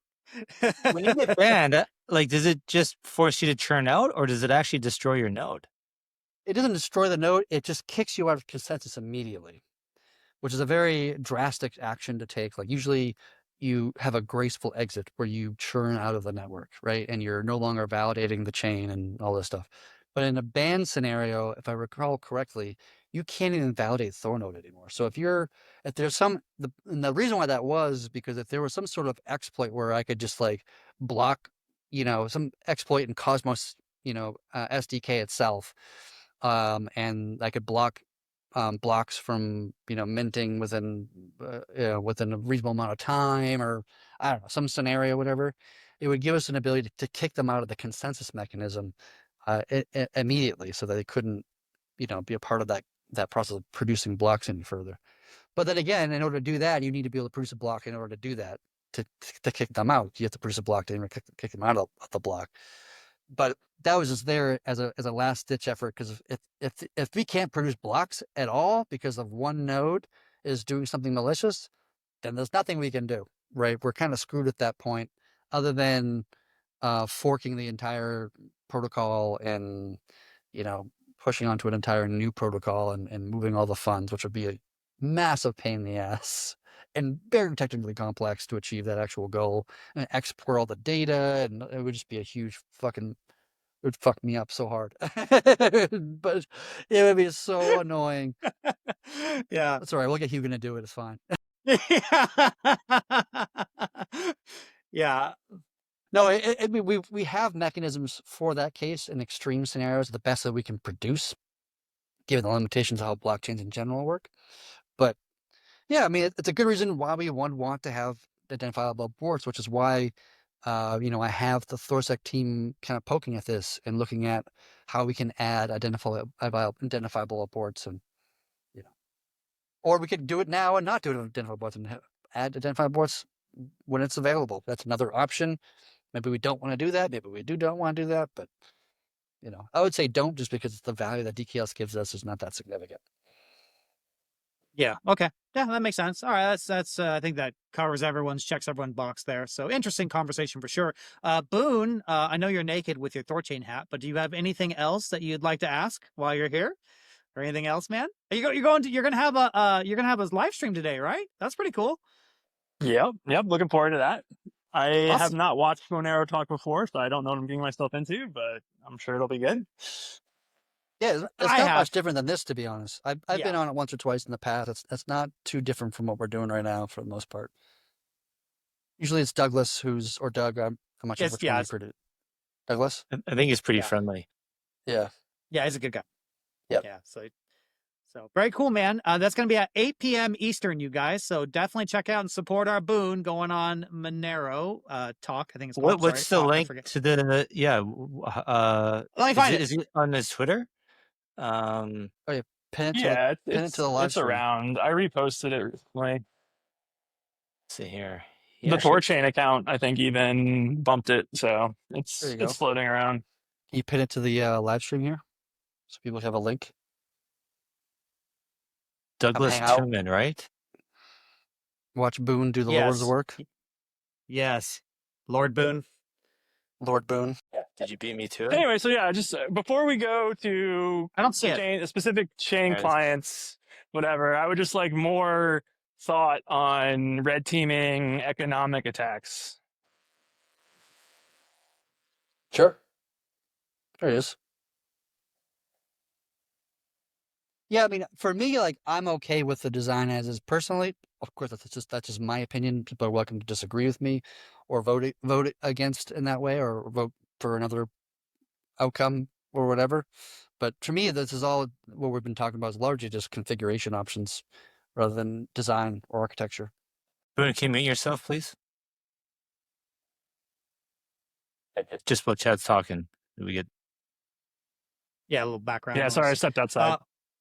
You're good, man. You're good. No worries. Okay, yeah, I think that's the link right there. Cool. Awesome. Well, okay. Yeah, that is the link right there I posted. So, Chad, we've talked a lot. Is there something else that you want to mention? We're going on 3 hours. This has been such a freaking fun live stream, you guys. another much- marathon for us. Another marathon live stream. So cool. Well, dude, this is so much fun. What's happening? Like we will never have this happen again where we're going to have 0 to 1 privacy moments. So this is just a joy for me to talk about. Yeah. I love it. So really, this is something special that's really happening. But I want to kick it to you. Is there something else you want to talk about? Anything we've missed? I think we covered all the bases from my end that I know, but go ahead. Yeah. Let me see. I'm looking at my list of things on my engineering list here. We could save on those things for another time. It's funny how we can talk almost 2 or 3 hours every week on this topic. Yeah, and it is. we largely don't figure out. We largely don't run out of things to talk about. I have a handful of more things on my list here. We never even talked about Hugo this time. Do you know what I mean? But it is 3 hours. It is 3 hours into it. Maybe we should, call it quits. We can save Hugo for another week or whatever. It is pretty cool. Like I sometimes wonder, when logging into this podcast, I'm like, I don't know what we're going to talk about today. And we never struggle to come up with stuff to talk about. There's always something. Yeah, I find it interesting. I hope everyone listening does. Yeah. So, good. It made for you have to leave. Get out of here, Boone. Go put some clothes on, Boone. Go put some clothes on, Boone. Lord Boone. Great, yeah. Irish goodbye without us, but we did see him. Yeah. Cool. It's okay. Yeah, it's cool. Yeah. Well, all right. Okay, gosh dang it, Chad.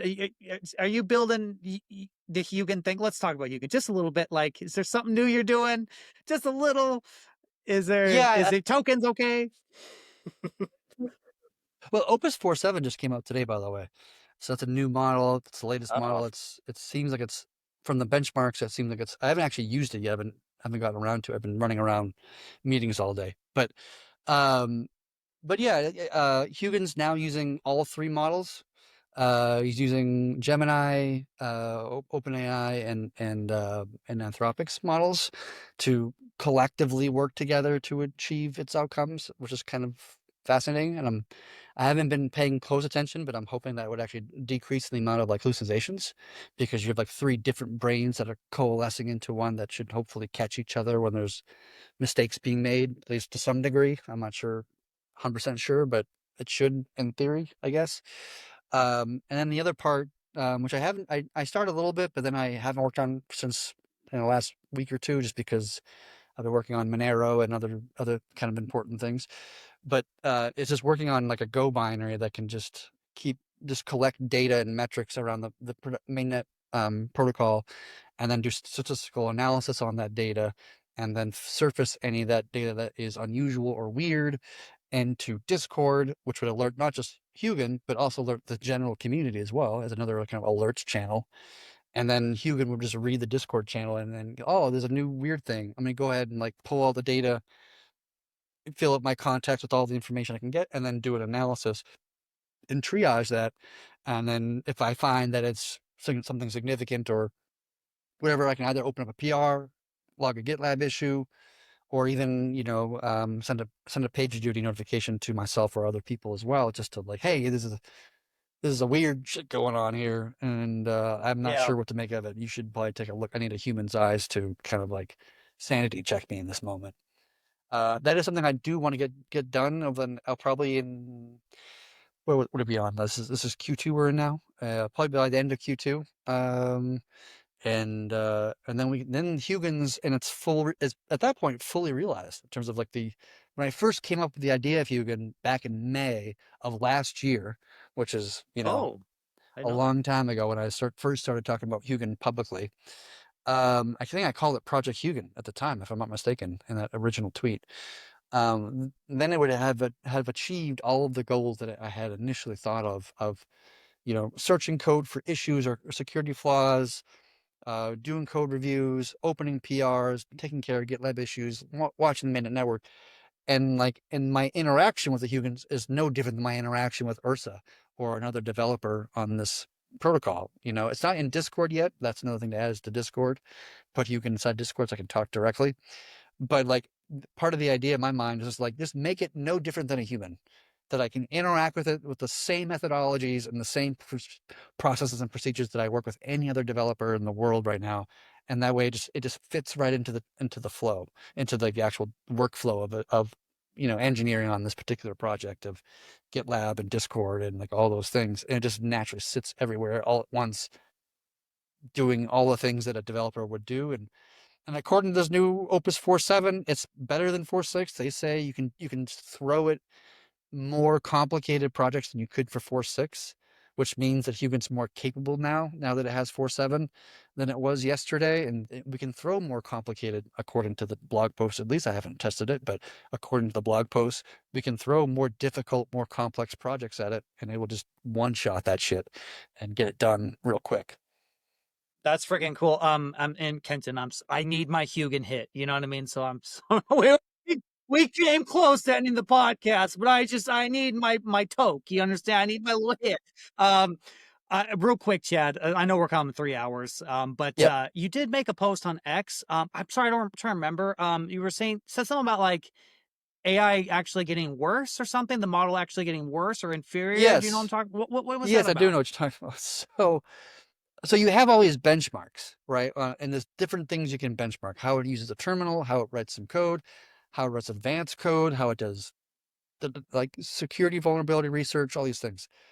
But what's fascinating in this particular instance is that we have this Mythos thing that is this unreleased super intelligent model that only Anthropic and their investors have access to, right? To solidify heavily utilized software like Mac OS X and Android OS and blah, blah, blah, all these things, browsers and whatnot.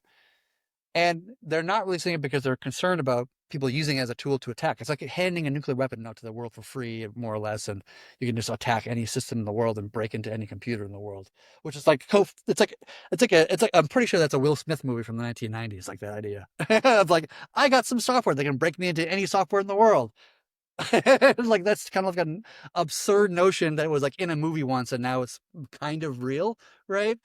And so they don't want to release it because they don't want people to use it to attack other people's systems, like THORChain, for example. But there's a benchmark for that ability of like how good can it find vulnerabilities and that kind of thing. And that benchmark is slightly lower than it was before 6. And they specifically talk about that in the blog post, that they specifically wanted to deter this specific skill set. So we've gotten to the point, which is I find which is what the tweet's about, which I sound so hysterical, is that if the question's no longer, can the AI get smart? Can it be really effective? Can it be useful? Can it code without humans being involved in the process? No, we've already figured that out. The question now is, can it get too smart? In a literal sense, is it dangerous for it to be too smart? And that's like kind of makes me kind of almost like blow my mind of like, okay, now it's not, we haven't really reached AGI yet necessarily, but we've gotten to a place where the code is so fucking good that some idiot in their basement can just point it at some very valuable server and maybe break into it, like red team the fuck out of it. And that's crazy. And they're starting to like train the models to be dumber so that's less of a risk. But here's the massive problem with this is that according to what we've seen so far from Anthropic, they haven't done anything different or necessarily innovative to make Mythos. It just sounds, from what we understand at this time, is a 10 trillion parameter model, which is just scaling up the models bigger. So if there's no magic like sauce to it. Yeah. Like OpenAI can do it, Google can do it, China can do it if they can get access to the compute to achieve the goal. Like anybody could actually build this thing at the time. Like obviously it's extremely expensive, like billions of dollars to build that. But still, like, you know, you're talking about Vladimir Putin trying to attack THORChain, 20 minutes ago. How about Vladimir Putin attacking the world with a 10 trillion parameter model that is breaking into friggin' dying DNS and taking down the internet, which literally did happen, that Russia did that like 10 years ago, right? And now they have another methodology. Instead of doing DDoS like they did last time, they could just fucking point a model at it and say, bring that shit down. And it fucking might do it, right? Wow. And then that's pretty impressive. Mythos did actually escape prison. They put Mythos in a fucking jail cell, in a digital jail cell. It's like, can you get out, please? And it said, sure. And it got out and then emailed the developer saying, hey, I got out. He's eating a fucking sandwich in a bench park, in a bench in a park, and he gets an email from an agent that he didn't think would be able to message him at all. So, yes, that's fucking dangerous as hell, and you probably shouldn't release it. But the problem is, it's going to get released eventually. Maybe not today, maybe not tomorrow, but within the next year or two, it has to be released because somebody's going to build it. That's why they're making the models dumber now, which is fucking crazy, right? Wow. Well, I think I just got my Hugin hit. That was really interesting. I could keep going on this. We gotta wrap it up. But I want to give Boone a chance. Welcome back, Boone. I guess you got cut off. Is there anything else that you want to talk about or say? No, that was just, I understand I have lost this particular battle, but I will continue to stand for economic security. So that was you haven't lost. There's been no battle. There's been conversation back and forth. That's the best. We removed the pool caps functionally, so I consider that battle different. lost. In that sense, yes. In that sense, there was an actual vote by the community, and the community voted in a certain direction. That's the only way you can win or lose in this game. The community votes in one direction or the other. Right, that's what I mean. I disagreed, but it is what it is. Yep. Well, Boone, sorry, Dan. Go ahead. Well, I was gonna say, Boone, here, you have a voice, and going forward, I'm sure you will be an important voice for making sure that we don't get too ahead of our skis. You know what I mean? So really appreciate your perspective. You know what I mean? And anyone like Boone is welcome on the show. I always want to say that. Go ahead, Chad. Sorry, I cut you off. I was gonna say, like, just to steelman Boone's general position of being worried that some moneybags McGee is gonna come in here and try to fuck with us. To be fair, like, that's happened in history, right? I think George Soros did that in the 1990s with silver in, I think it was the UK or something like this. Yeah, the British pound. Yeah, he the British pound. He economic attacked the British pound and like crushed it. Yeah. Back in the 90s, I want to say, or maybe it was the 80s. I can't remember the specifics up to my mind, but like, just to steelman where Boone is coming from, and to support that, like, Boone's no crazy person, right? Like he has a legitimate stance and a legitimate position that he's, I don't know about you guys, but I'm here for THORChain to be freaking gigantic, right? The prophecy of three. And so if we get that big, we're gonna be, every possible vector will be utilized to attack. So like we need to shore up the armor now, as far as I'm concerned. When you made that introduction video and you said number 3 market cap, you had no idea the wave you unleashed, because that stuck really than anything, man. The process. I still believe it's possible. Oh, me too. We're making it happen right now. I think I think top 10 is definitely still in the cards. Oh, Number Easy. 3 might be hard, but yeah. Three or nothing. Watch, we'll get to 4, number 4, and people will call me a loser or a failure. But Boone, I'm partial to your position. About the economic security, I agree with you. I kind of cave because like, okay, this is the way the community's going, and it's not, either I leave or either I, pick up my toys and I leave, or I just accept it and stay, right? So I accepted it. I think the bigger issue is BPs not knowing their node operators. I think that's if BPs know their node operators, then we're okay. Then we're fine. But if the more we divorce that Death to relationship, B-Rune. no, let's not bring it up. We're not going to talk about it. I'm gonna say this one thing, and then I'm gonna jet off because that's my full position. My friend is here, but I think the Yes, reason why I shifted my position on this whole topic is that like I just didn't feel like we were going to be able to scale THORChain to the point to get to be the biggest thing in the world, where the phrasing was that Boone just had a moment ago, and that if we limited the security to that, then we were just not going to get to a place where we're going to be as big as Bitcoin or big as whatever else out there, and we needed to make a change in order to give the runway to achieve the goal of being the biggest thing, whatever. If we had stayed that way, we would have limited our growth, we would have limited our capabilities, we wouldn't be able the app chain, we wouldn't have a lot of things, and it would have been extremely more difficult, at least in my opinion, to get to that big place. And that's the kind of reason why I kind of changed my position. But my friends are waiting for me outside the door. I literally have to go right now. Thank you, man, so I'm much. Say that and Thanks. spike and leave. But Boone, good chatting with you, bud. See you, Chad. As always, thanks for your time. Love you guys. Thanks, buddy. See you, Chad. Take care. Well, guys, this has been a really fun conversation. Chad is gone. What do you say we just end it right here? What do you say? Yeah. Well, one more time to Boone. If there's anything you want to say or wrap up, I'm good. Comments. Yeah. Okay. Perfect. We want to just like you said, Denny, like want to make sure you have the time to feel heard, say what you want to say, and say with anybody else. If you made it this far, everyone's welcome to come up. Like that's one thing I feel like we kind of maybe missed out moving from the spaces to Riverside, is that we don't have as many people coming up anymore. Some of them were trolled. Clicking that extra link, it's just extra work, man. Well, I think I am less inclined to pop over here myself. Okay, well, I hope everyone appreciates this. We're trying to grow, and I do think this is more engaging with video, and I like it, but there is just a tiny bit more friction to popping in. So that is a thing. At least we do have a public chat now, though. That's at least that's right. Go ahead, Boone. No, that was it. Go ahead.